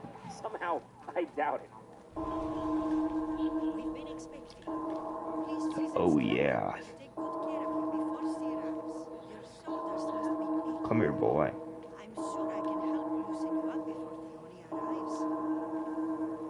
Clock towel. Clock towel? That's not very scary. Oh, God. Raised in the Granite Orphanage, Jennifer and her friend Z? Ooh, typos. Already getting scary. Were wanted as adopted daughters. Guess I'd like to adopt the two of them like puppies from a kennel. After all, anything can be bought and sold for the right oil. I just got freaky. It happened in September. A bit of a missed opportunity, if I'm saying so myself. I mean, the scary month's just run over. Oh, that's the one! From now on, what kind of place will we be living in? That's the 5th time you've asked. Wow. Yeah, well, maybe it'd be the last That was time. crazy. You just fucking told me. Don't worry, it's a very nice place. We're almost there, see? Oh, majestic. Yeah, you know, Who do you think you are? Trying to sign attack saying me? Definitely not haunted. I think that'll be an amazing touch. In Clock Tower, you play as Jennifer Simpson, an orphan girl who has just been adopted by a Mr. Barrows. Get The wrecked. story picks up as you've just been brought to a secluded and creepy mansion in the woods. Where'd she I go? gotta go get Mr. Barrows. Everyone I have wait to here. interrogate the handmaiden. Come here, little girl. Don't hide from me. You can maybe give me an ETA Oh, on probably that? because this chick tried to have me, like, assassinated. The cultist chick had me assassinated. Oh, no. But, like, That didn't can't really be work good. out well. A musical change like that can only mean one thing. I gotta get out of here. I ain't gonna be the first to die, I'll tell you that much right now. Locked doors, Time to huh? kill a Well, I twin, don't know where to girl. go. Time to Oh, kill a wonderful. twin The lights went sister. out. You know how it is. Time to kill a I guess I'll twin just try to sister. go up these stairs. Come on, come on, come on, come on, come on, horsey. Come on, horse man. Okay. Freaky. Target cannot look be at reached that. by Turn this the lights road. back on. Now I have to go there manually because I have to say, for this this era of game. gaming, there really was nothing with this kind of intense atmosphere. Most horror competitors at the time were just platformers or action games that had spooky themes. Nothing quite got to this level. Yeah, what was that? Well, I better hurry and see who just made that blood-curdling scream. Oh no, I was too late. Maybe I should have ran. The game works on a cursor system. It's basically like a point-and-click adventure. I eventually found out that if you double tap, she starts to run, which is nice, because otherwise I'd be walking everywhere like that. As you walk around the mansion, crazy events can happen at random, which keeps the tension high.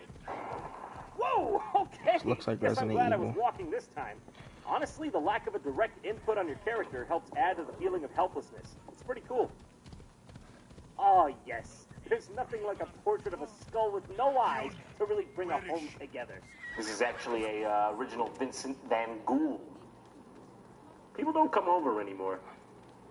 The game also brings itself to life by showing really detailed close-ups of the items you find. Like, look at this broken picture of these two kids. The artwork is fantastic. So much terror is portrayed through Someone this just put a angry light, snake in the especially road. for 16-bit Who graphics. does that? It's genuinely creepy. Well, just because I'm being haunted doesn't mean I can't be beautiful. Idiot people. I'm being strangled by the man in the mirror. Ah! Don't move, or I'll cut you both down.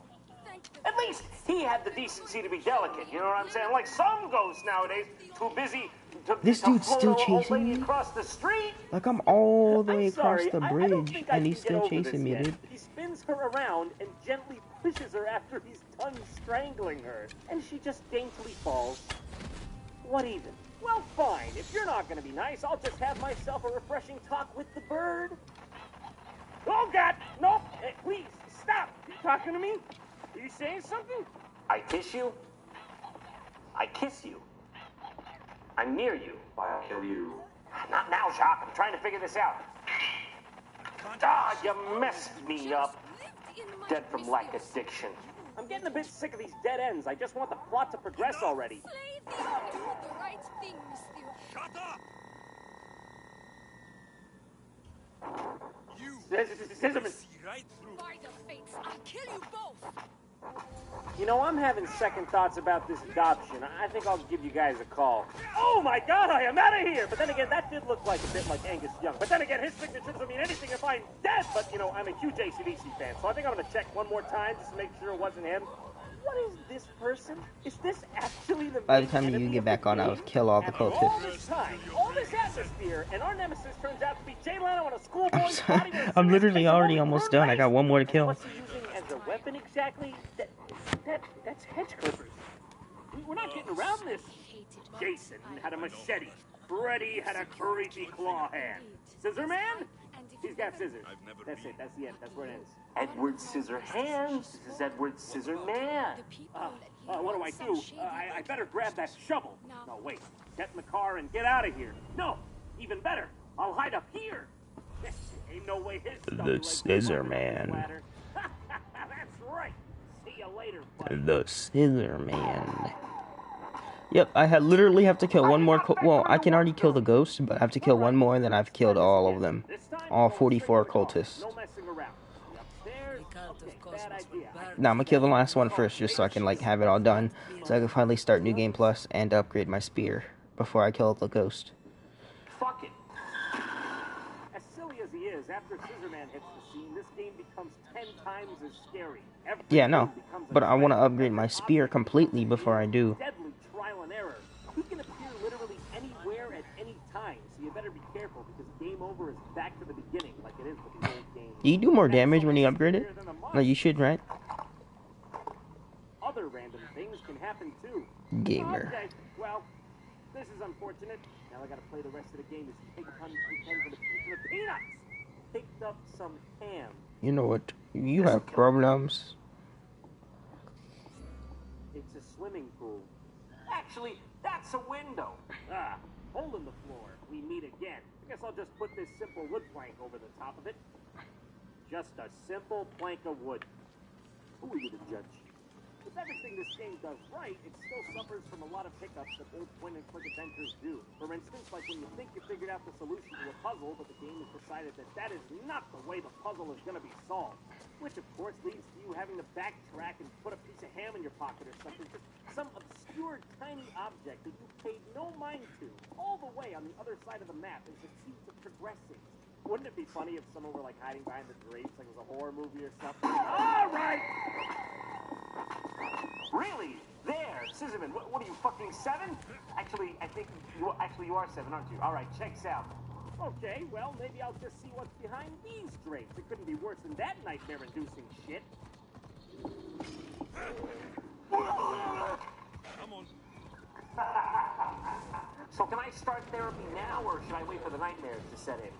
Eventually, you get to the top of the clock tower. Alrighty, Buddha. Scissorman, yes, by the way, his name actually is Dan. Really hates the sound of tower bells for some reason. Listen, even if you don't like the sound of bells, that was just a very poor route to take. Also, this lady backs up and flipped because some birds were bothering her. It's the story, folks. Remember that powerful scene from Star Wars where Emperor Palpatine backed off into the nebulous void because he was annoyed with some birds? I still cry. Listen, next time, you're getting adopted. I'm dead inside forever now. Man, I mean, that was so enveloping. I almost believed it was real, but it's all in the spirit of the holiday. I mean, it's good to sit back and remember that scissors don't actually exist. Oh, wait a second. What's this? But that's impossible. If scissors don't exist, how did someone clip out this article? Can't be. Oh, crap!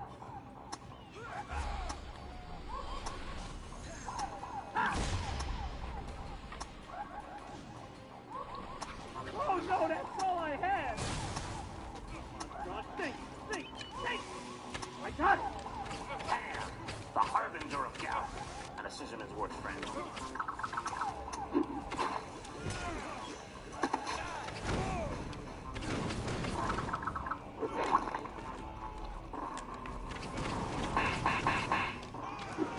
Looks like you're out for lunch. Wait a second. Why do I have a gun holster? I don't have a gun.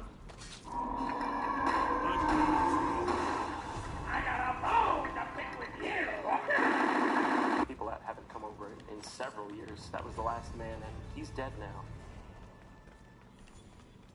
Happy month of Halloween, folks, and thanks for watching the new JonTron. If you want to help support the show, you know the drill. You can sign up for a free 30-day trial at audible.com using my link.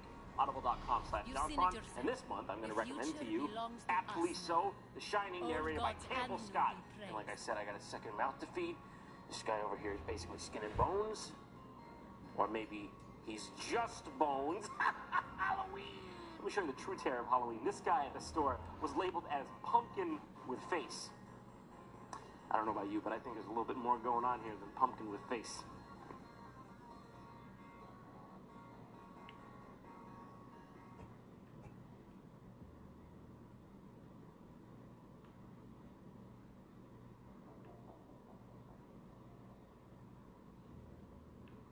If you want your taxes done right and your guaranteed biggest refund, you need to visit freetaxusa.com, where your federal return is always free and your state return is only $12.95.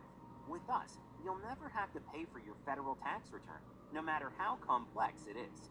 And all of the calculations are 100% accurate, guaranteed. Filing your taxes has never been easier. Visit freetaxusa.com today.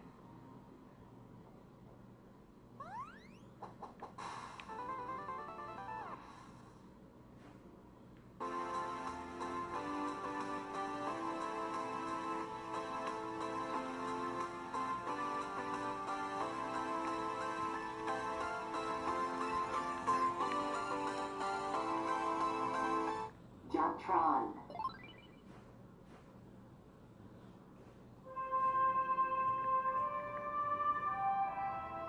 Ah, what perfection. What a beautiful day, wouldn't you say, Rockington? Oh yeah, I lost Rockington. I lost a rock! Oh, I forgot my mic was on. I've been just watching this. It's probably been loud.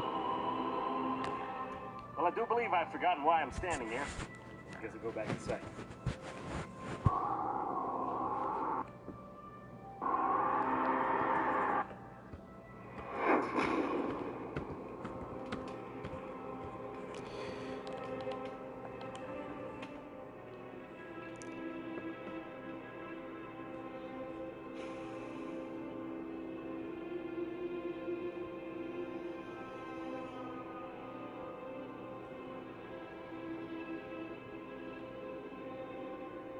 Jock, it's time to finally lay this nightmare to rest. So it has begun, John. I'm sorry, but this is for the good of everyone in the galaxy. Jock, what are you talking about? This is finally our chance to redeem... Erasing memory. Boy, Jock, why are you green?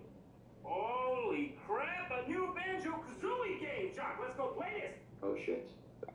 Now, Jock, I know you weren't around when the Banjo-Kazooie games were popular, but I'm telling you, this is a huge day for me. I want the present. Right, okay, guess what? Look, I'm gonna put the Banjo-Kazooie game in and we're gonna have a great time, okay? All right, here goes.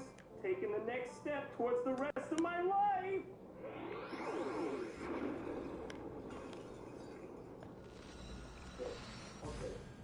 Okay, yeah, okay. Jack, why did you do that? Oh! Jack, how can you do this to me, man? I wanted to play that game for years, and finally I get it. Hey, check it out. It's Donkey Kong Country. Man, this game really takes me back. As far as I can remember. It was the early 90s. You just got your hand...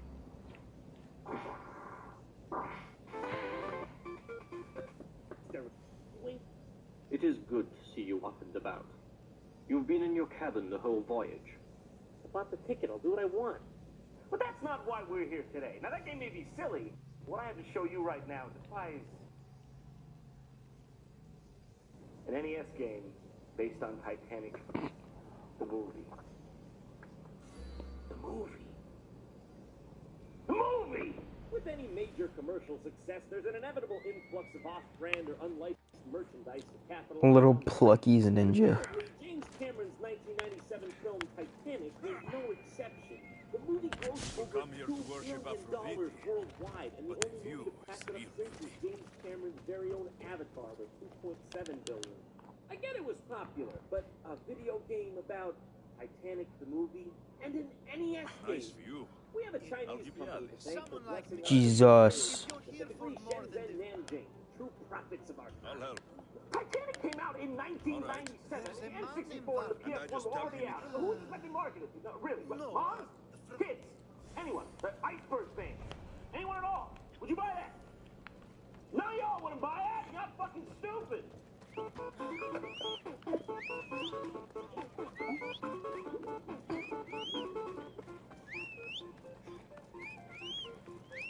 Oh, would you just listen to that? Majesty. Celine Dion would be so proud if she was still with us. You can pick from Rose or Jack. But with my thorough understanding of the film, I'm gonna say that Rose is probably the better option. Hey, but what can I say? I've always been a fan of certain dude. Let's go with Jack. For some reason, Jack's name has like Oh, whoops. Good God, China. All about turning them into the alpha. Do not give up. Do not be discouraged. You will be able to get out of here. It's not even poetic. It's just like they're on opposite balconies yelling tactical advice to each other. I gotta say, they knew what they were doing with this one. Starting us off right in everyone's favorite scene. Next to the next one. Yeah, so far so good. I haven't even touched the control yet. Just what it does when you stand still. Like that, spit, turns around, repeats. Oh, wow, okay. This game barely has any control of the terrorism. I don't even understand. I don't move it. I bet you destroy the robot on Mars right now would be easier than this. And to do that, you can send a goddamn signal off the sun into the robot and back to Earth. I bet there'd be less input lag. What did I expect? You're just trying to get from one end of the map to the other while dodging rats and ghost sparrows. Just another day on the Artemistios I sent for. What do you want? This is for you. Give it here. Is this some kind of joke? What's this engraving? This is for your wife, Tanya. For when she starts helping me now. Who's that? All right, it was coming in like 20 minutes. You blew it on a rat. Do you know a man named Theodoros? Theodoros. He'll pay for this with his life. I'll destroy They his had men. to stay true to the film, didn't they? I mean, can you blame them? This is a story about love, not violence. Hey, I'm low on hearts. I better pick one up so the rat doesn't get me again. Oh, so hearts equals lightsaber? Then what equals heart? I can't even begin to wrap my head around that. I have no idea how to return his help, and I don't even think he can. The next level is the hull of the boat or something. Wow, I can't get past this part. Where do you go? Seriously. There's spikes on the floor, and there's no way around that I can see. This sucks. Oh my God! There she goes. I have never experienced a continuous screen that made me feel that guilty. I mean, it's my fault that happened. I did the Titanic. Also, I just want to point out that the two choices we're given here are continue and start. Guys, stop. You're giving me too many options. I'm only one man here. Playing with Rose is hilarious, though. She actually picks up her dress to jump. Hey, game journalists, look at that. They're not sexualizing your women for once. Isn't it all you hoped for? So thank God that's over. God. It's over, right? There's not more, right? I mean, surely there weren't two companies crazy enough to do something like this. Let's make an... Right? God. Everyone at home? Are you sitting? I mean, probably weird if you were standing watching this. What do you mean? I think that's This wasn't for the story, I swear. think better than me, don't you? Now, there was one more company that made a game based off this Titanic movie craze. And it's not I'd rather do that as confined to the whole game. Cassandra. It comes on this cartridge called the Super New Year 15-in-1 card. I should switch to Cassandra. Accurate name!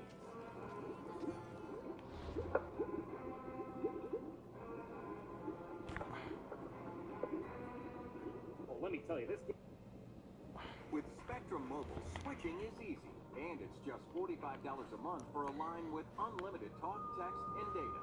So keep your phone and upgrade your network with Spectrum Mobile. Click to learn more, or visit a Spectrum store today. Game's expertly programmed. When you boot this game up, you're presented with a random selection screen that's sometimes in Chinese, sometimes in English, and sometimes without the full game list. If you're lucky and you get the right screen with all the games on it, you won't even know where to find the game because for some reason it's been split up into two pieces. If you want to play as Jack, it's called Hacker, and if you want to play as Rose, it's called Heroine. But why though?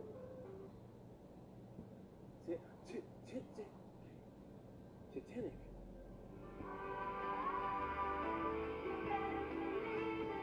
I would play any game on earth. Yes, I would play any game on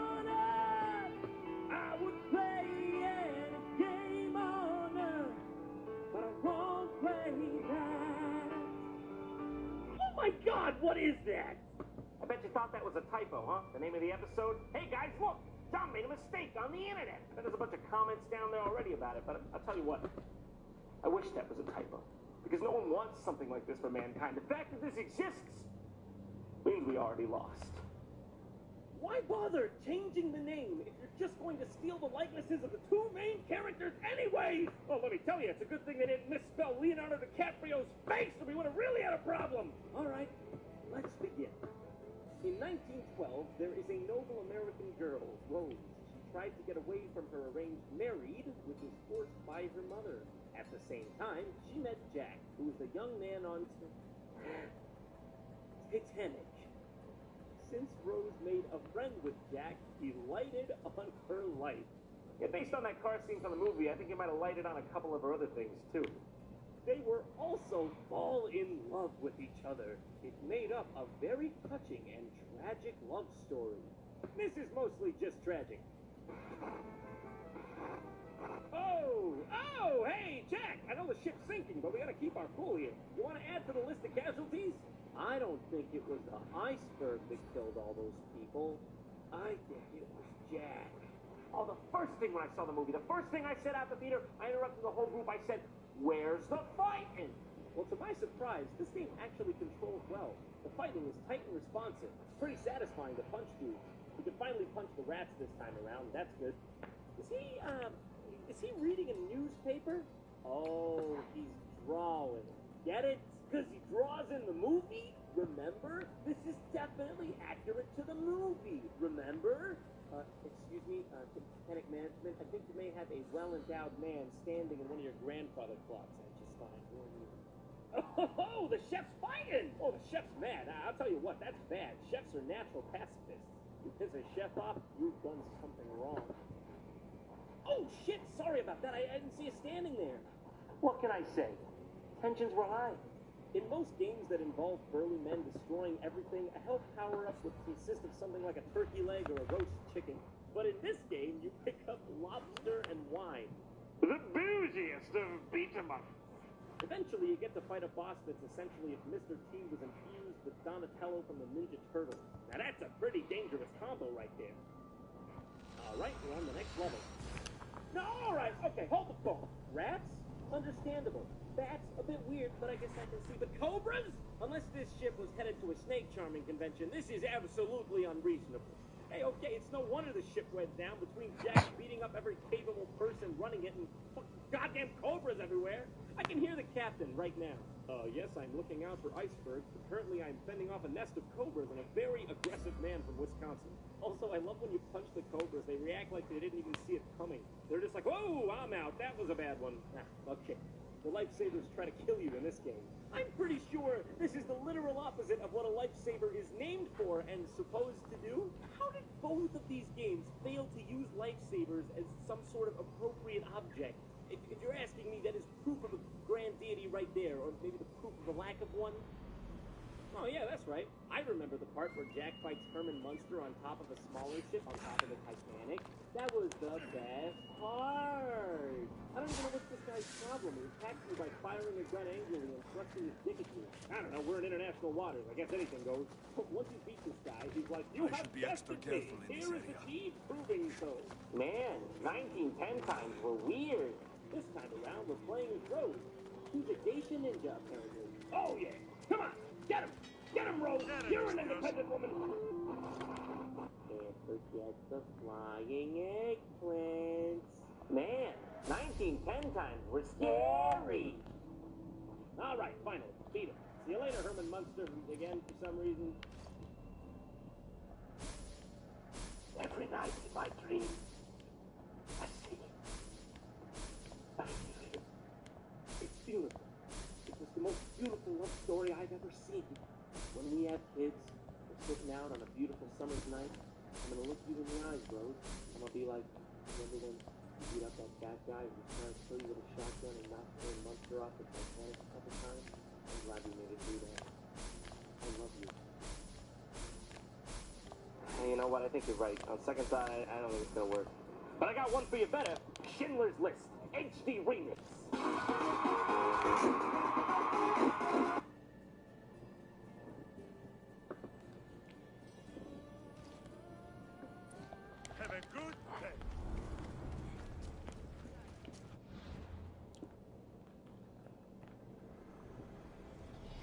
Empty words are best. Oh, yeah.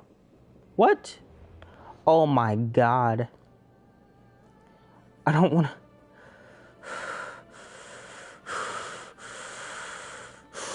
Where is he? Oh my god.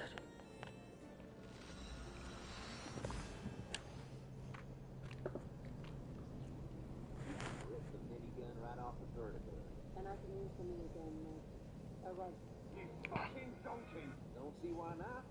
It'll have a manual trigger. Just aim it at the bad guys and do the old spray and pray.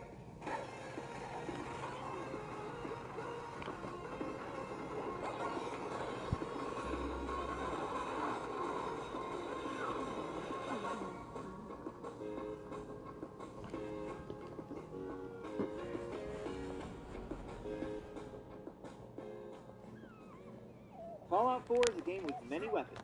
Some good, some bad. The minigun is a peculiar example because at first glance you'd assume it was a very powerful weapon, with it naturally being a big gun and all. However, despite its impressive size, the minigun is unfortunately a lying son of a gun. Get it? Because it's a gun?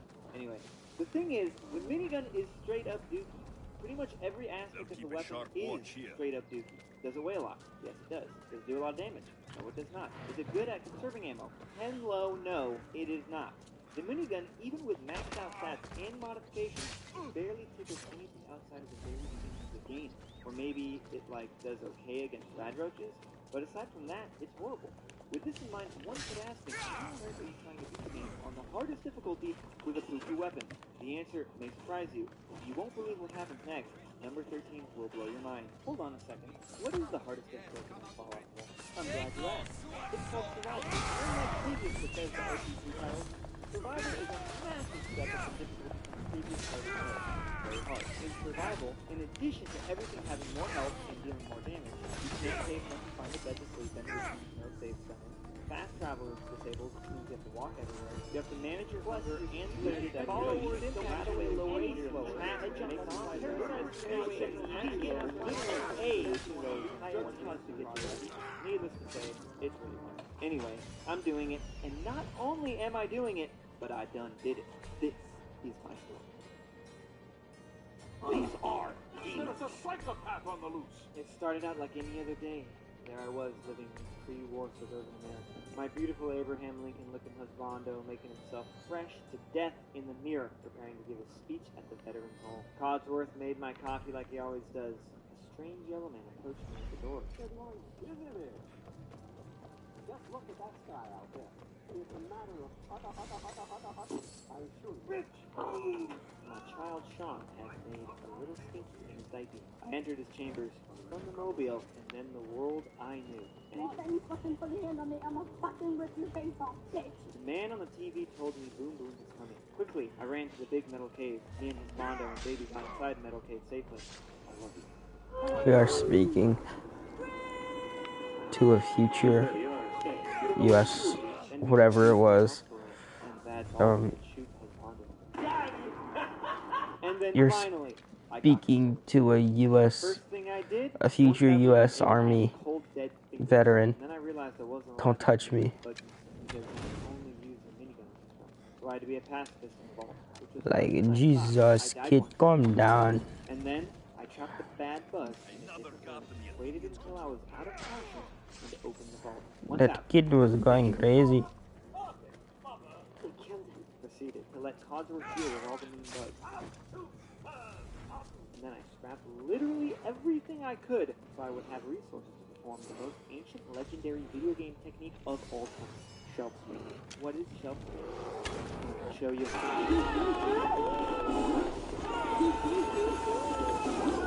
So after I gained hell of EXP from shelf spinning, I made my way to Red Rocket to do the exact same thing. The nice doggo there killed some mean moles for me, and after I reached level 14, I spent my points and headed towards the robotics disposal ground. Once there, I activated bastions from Overwatch, and then I watched over him as he killed mole rats, and then I made him self-destruct.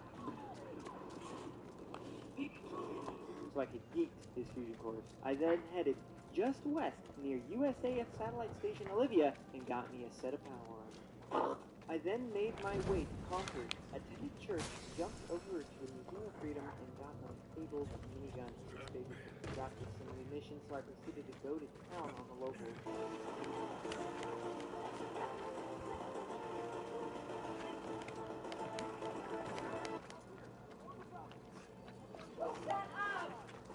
Shut up! After landing Waste Command, I headed back to Red Rocket to apply as many upgrades Shut up!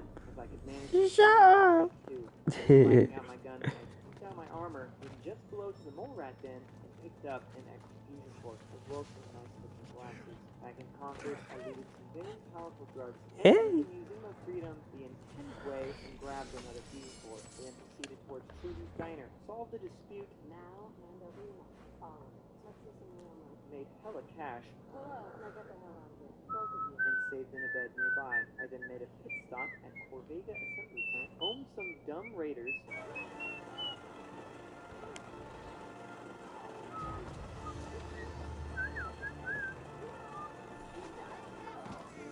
summoned the structure, and got myself a bobblehead, which makes my fusion cores last longer and my power armor by 10%. I then yoded myself off the building, because power armor is hella swag, headed towards the Cambridge police station, got interrupted by a very rude rad scorpion, who I promptly annihilated. His annihilation, however, was my undoing, as I used the last of my 5mm ammo for my minigun on him. I swear I could hear the creature's ghost laughing at me from the afterlife.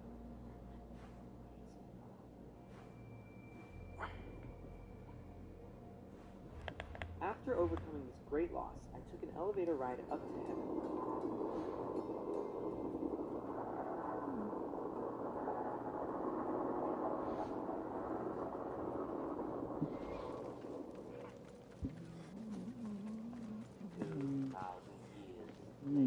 At the edge of the overpass, there lay a totally epic gamer certified set of E51D power armor. Hell yeah, I yoinked that ish. And then I pranked a dumb green robot to give me all his money. A new card was more than that. Afterwards, I took a nap under a bridge like a hobo and made my way towards the local pub. However, this presented a problem. You see, I knew there were meanies in that pub, and I had no ammunition. Then I remembered, I was just keeping my ultimate strategy a secret from you guys, so I could make this an epic reveal. You see, I don't need ammunition for the minigun to kill things. All I have to do is turn it into a blender.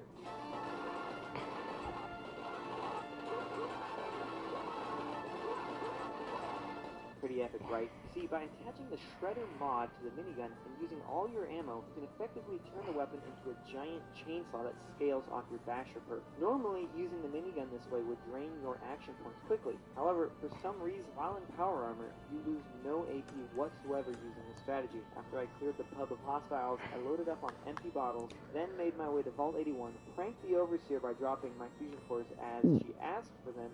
Is that it? And proceeded to fill up all my empty bottles with purified water. I made some money by giving blood and headed I don't think so. taking a pit stop to kill Aaron's cat Ashes because she is a sin. I cleared the exterior to Hardware Town, changed up my paint job, went inside, killed everyone, and joined some green paint, up to a very annoying journalist.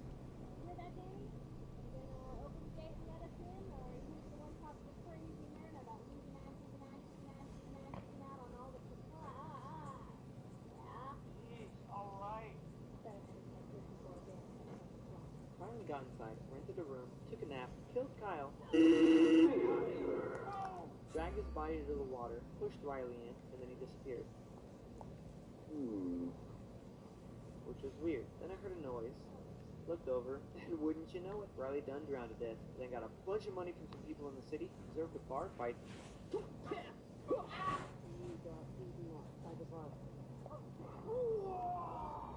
Joined with Henry to bust a drug deal. Upon arrival at the meet, Nelson was less than civilized with me. So I returned the favor to him.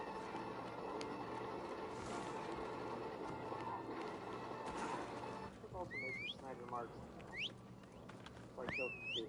I then looted hella drugs. Let's go. My ever-growing addiction, ultimate power. Upon my return to Diamond City, I crafted super glow by combining what I had looted together. Then I proceeded to Trinity Tower, cleared my way to the top to kill Fist, and hopes that he would have a minigun with the accelerated barrel to increase my DPS. I grabbed the bobblehead that does nothing for this build, jumped off the top, and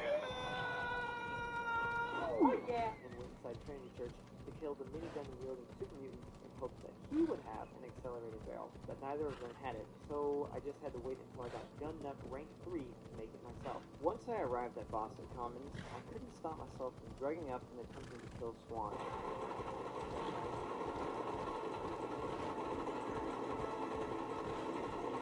Which, to no one's surprise, was pretty easy with this glorified smoothie maker. I then entered Parker Street Station and obliterated the Mafia.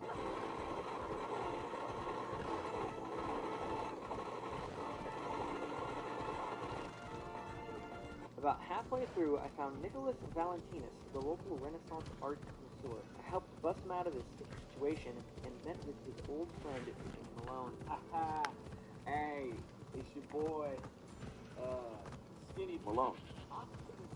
You hear me? In fact, you're ugly, and it's time you and your crazy bitch said goodbye. I started blasting.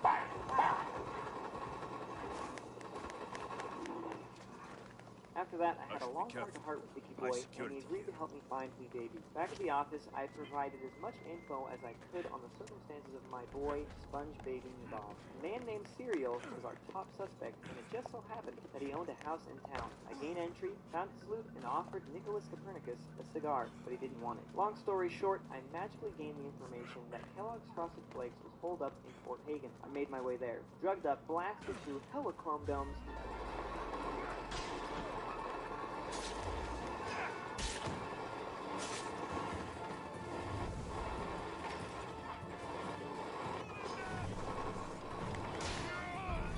my favorite cereal brand.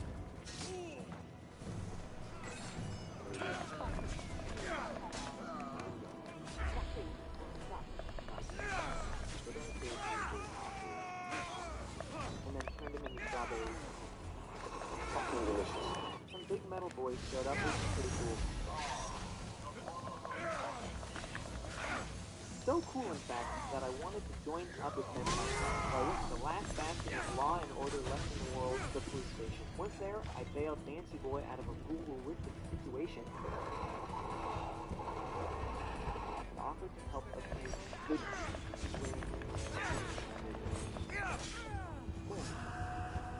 Oh my God, if you let me do what I need to do. Upon arrival at ArcJet Systems, Dance tried to impart valuable life experience to me, but I wasn't having none of that nonsense, so I just walked on in and started making musical soup.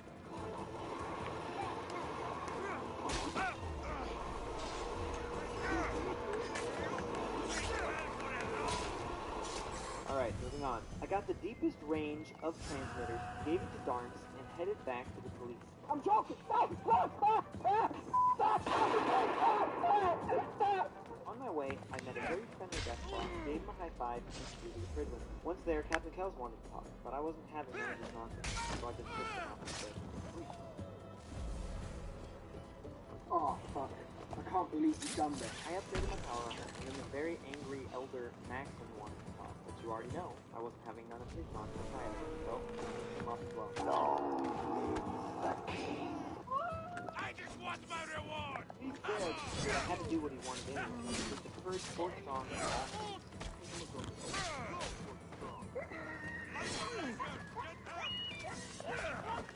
Thankfully, the weapon on the baby bird is none other than so I could use it to kill El Dante.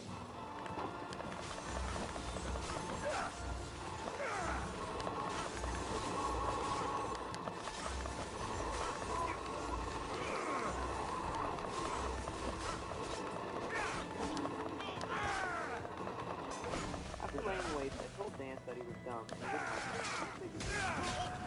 Back at the office, Nick and Pepper were up to no good, making trouble in my neighborhood. Then, they was all like, yeah, take that cereal brain you got and find the mystery of life inside it. So I made my way to Good Neighbor, killed Finn, gave Dr. Amari the cereal, Fetch me the brain! and learned all about my Kellogg's Frosted Flakes. Oh, look at the clouds! Look at the moon! Thank you! What was that? We need some milk! Another long story short, I had to find a nerd named Virgil in a glowy sea, which come to find out isn't an ocean at all, but rather a Man, this one's I killed Ghost. which was not cool. So then I slap-chopped a couple of fools, found the big green ugly. He's gonna tell me that I got to kill a Corso or something. So I went to Green Tech Genetics to find this Corso fella, but then there were these other gunner fellas what had to be eliminated first. So I ended all of them. Come here!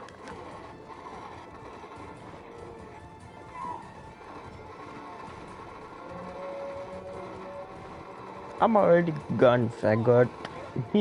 Jesus, you are so slow. This Corso fella told me he couldn't make me commit non-life, which I couldn't stand for, so I killed him.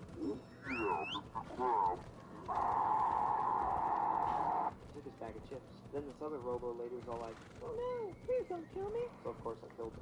I then took a pit stop at Mass Fusion to acquire an 11th point of strength through the strength bobblehead. Because as it turns out, strength and your basher perk and drugs are pretty much the only ways to increase the Shredder's mod damage of the minigun. And you know, mod damage. Then, as requested by the Green Man himself, I decoded the bag of chips with some homeless people who happen to have a fancy computer.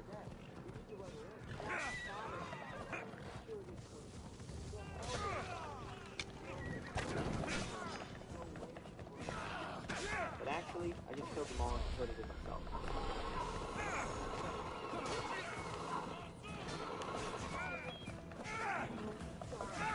Before heading back to the Green Monster, I repaired my armor and recharged. Once back at the Green hideout, I told him of all the wonders that had happened. He then told me about literal teleportation, like something straight out of Moonstone. Hitched a ride back to the magic school bus.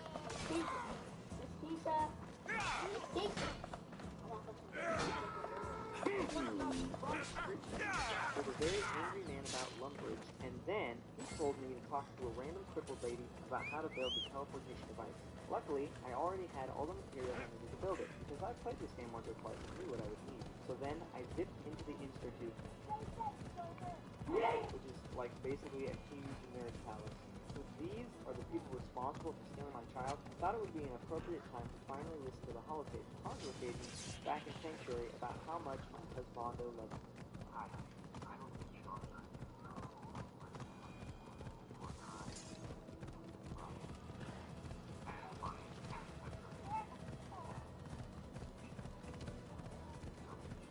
Then I found my son.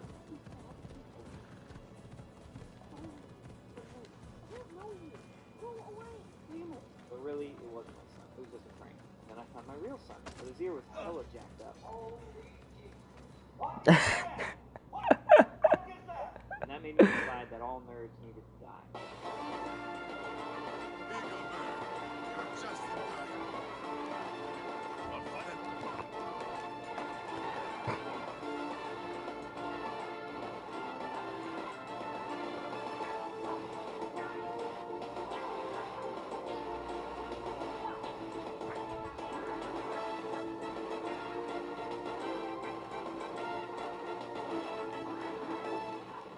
Trying to kill this naked dude for a while, I decided it was funny. We'll wash our swords in their blood! So I just told you to kill all of them.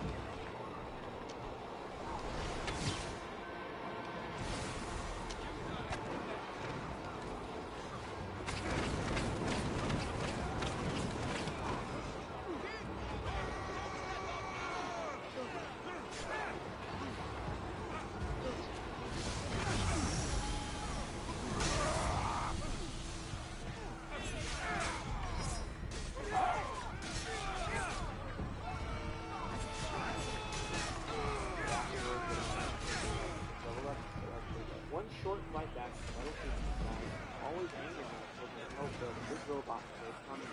Sounded pretty good to me, so I decided to help out. I'll make your death swift, Christian. I will cut you like a pig. Throwing wheel. Instead, the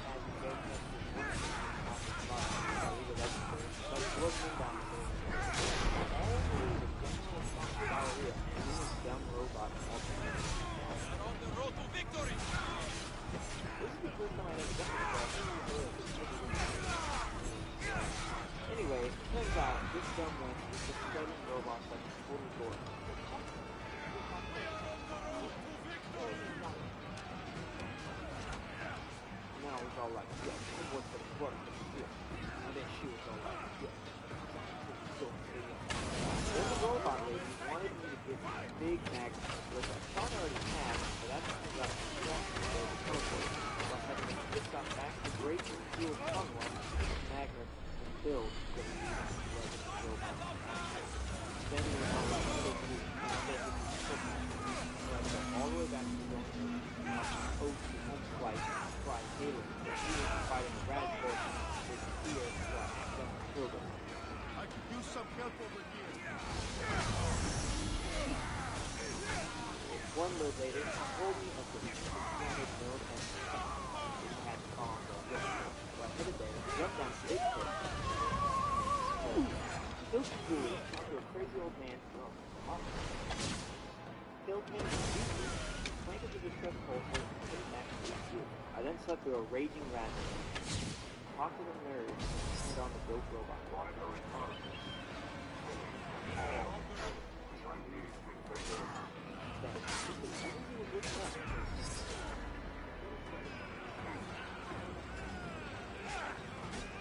Paladin Fancy Boy is actually a beast of course, using a certain form.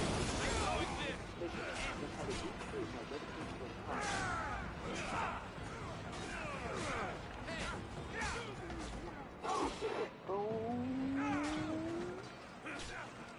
Sent on a search and destroy mission to kill the Ribbit. Thankfully, Caleb, the homie, hit me up with the How many soldiers did I kill?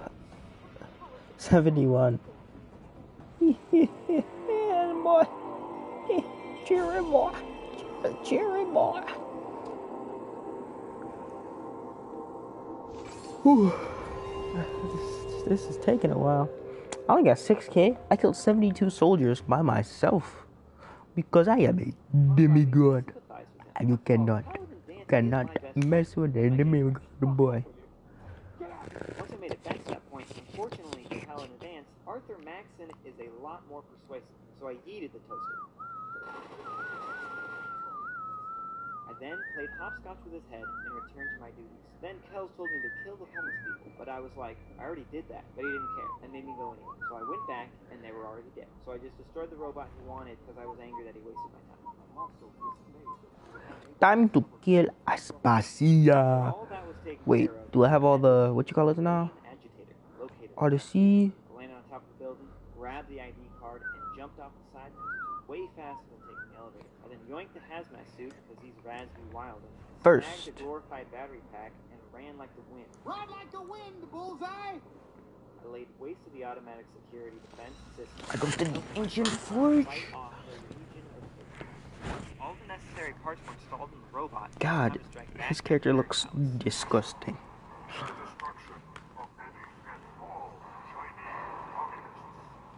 Communist. Democratic, loving robot into battle. Boom. Boom.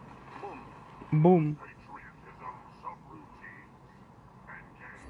Fuck out of here, boy. Get that weird shit out of here. Doesn't curve my ass. Get the fuck out of here, man. That ain't do shit, man. Once inside the Institute, it was my time to shine. Even though I had killed literally Kobe. every leadership head in the entire organization, somehow they managed to resupply themselves. Level 66. After this, I'm doing New Game Plus, and I'm going to suffer.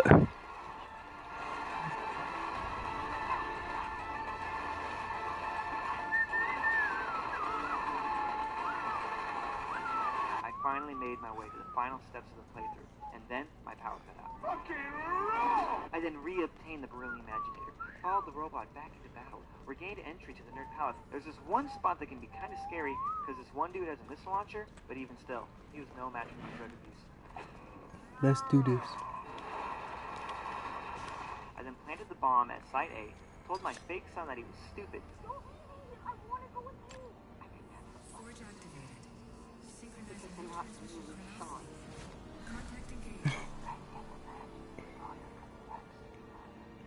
Oh shoot, I wasn't looking.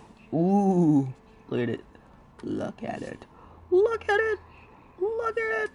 Don't you look at it. Ooh, Jesus. It look good. It look good if I do say so myself. That's chomp XP. Yeeted on out of there. Then I pressed this one button, and the entire entirety of Nerd's house went up, or rather, went down, in flames. Or rather, exploded. What I'm trying to say is that I grew up being... Now what? And there it is, baby. Now you know Oh, how I have ability segments. Yay! or on the hardest difficulty, using only the minigun, which turns out, if you use it like a blender, isn't so bad. I know, I can't. Now first, I'm gonna kill this ogre. Okay? Or whatever this thing is. I'm gonna kill it first. Because I always wanted to kill it. Come on, it's not like anything's gonna happen. Oh, I gotta kill all... I'm gonna do that off stream. No! 173.5 degrees Fahrenheit. Road to perfection. Can you get that? It's probably that salesman. He comes to you every day. I can smell you. I can smell you. The lightning bringer. What's up, dude? Excited? I ain't got no ammo, but like, you can deal with that, right? Ooh, I forgot how to dodge. And let me just...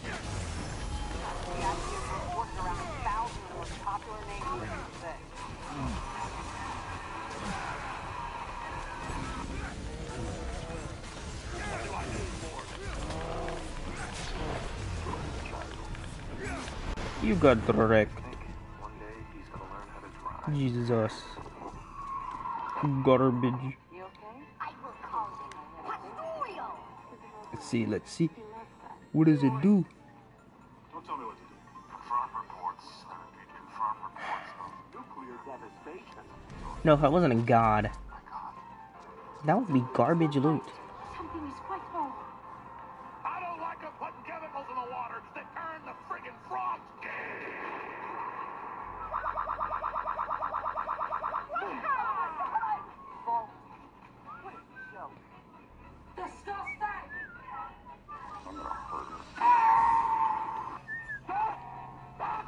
On my way, son? Look at Randy Orton slithering. Watch out, watch out, watch out! Hello? Anyone?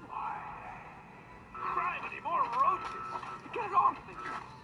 Well, the wait is over. This is Nintendo DS.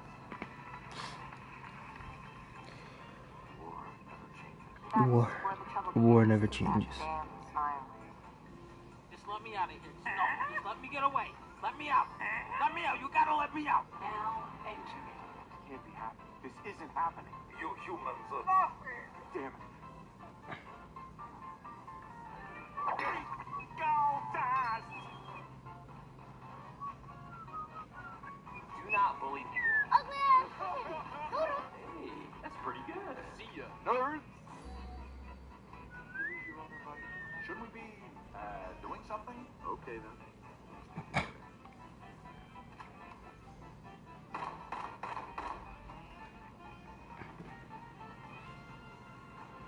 Play +1 HDR. Again, it just works.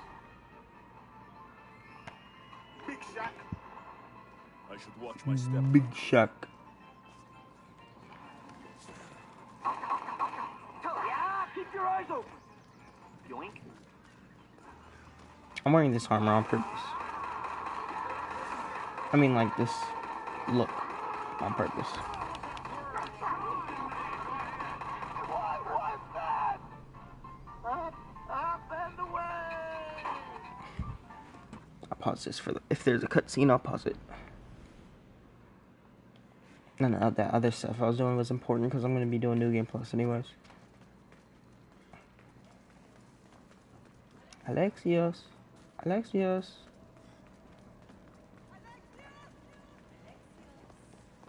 Alexios.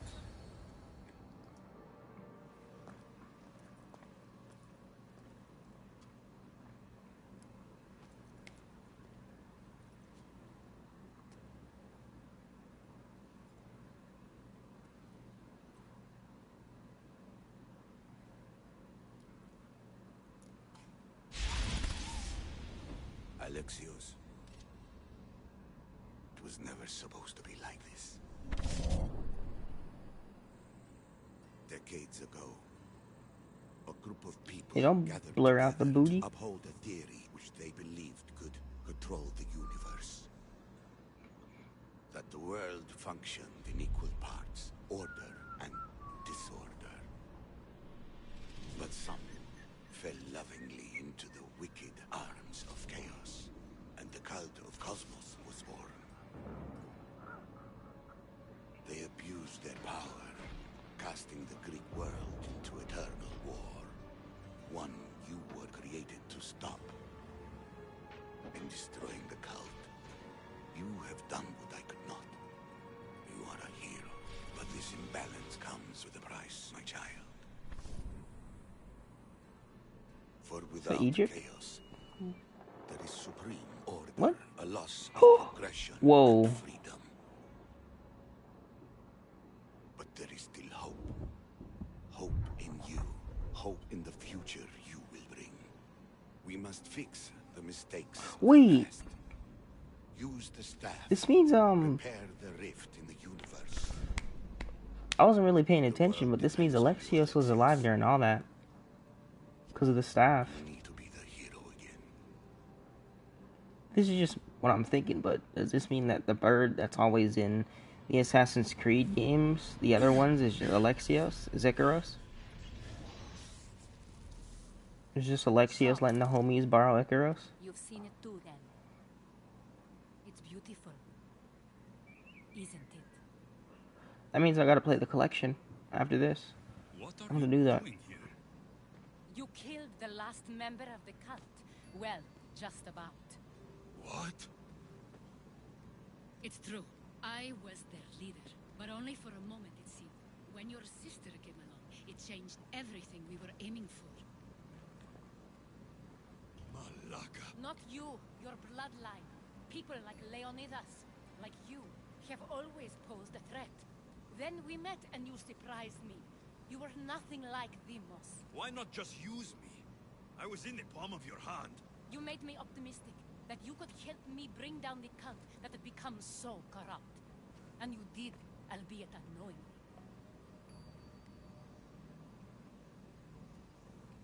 Oh God. Telling me you're a cultist took guts. You know what I do to cultists, Assasin. I didn't want to lie to you anymore. Now that they're gone, we can work together. I think we... I just don't understand. What about this pyramid? How does it work? Why does the cult have it? This pyramid has been worshipped by the cult for decades, and we have used it to replace the Oracle of Delphi, the most trusted person in all the Greek world. Using the people's reliance on a pantheon of dead gods would help to reshape humanity in our favor. The pyramid holds a mysterious power to see into time, but only certain people can activate it. People like Demos, and the ones in your bloodline. But you've seen something too. I don't know how or why, but it did show me something. What did you see? I saw you. In the vision, you destroyed the pyramid and you destroyed the cult. I saw what would come after it. After the cult? We will be replaced by a new kind of order. Control under the reign of a philosopher king. There would be a movement away from the old gods toward rational society. But I couldn't achieve any of this with the cult and their chaotic regime. So, I let them. Wait. Did Pericles know? I wanted to protect him, so I kept him in the dark. He would have had his own opinions, but he was never supposed to die. He trusted you. Gods know I would have if I could. When Demos killed him, I knew the origin. So? We shift focus. We steer towards a new republic under one... But it is still a dream. Abandon what you know and just imagine. Forget... This is crazy. It won't work, Asper. It's not crazy. It's enlightened. Once people in Athens get... I'm not sure. You've spent your whole life thinking for yourself. Come with me.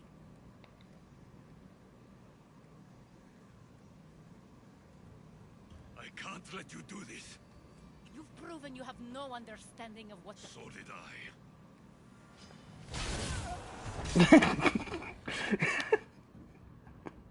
Alexios, there is much left to do now.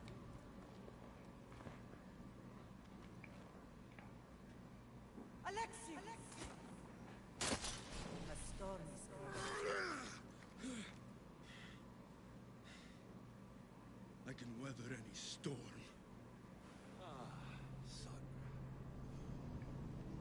Malaka.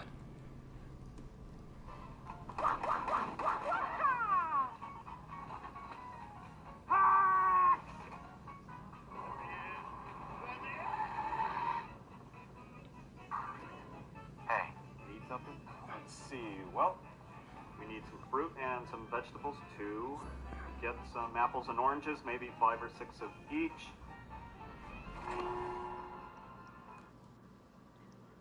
Wow. Wow. That was it? Wow.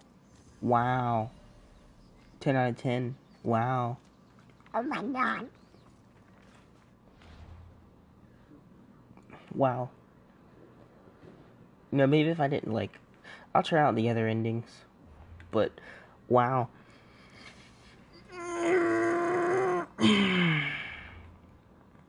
Okay. Bye.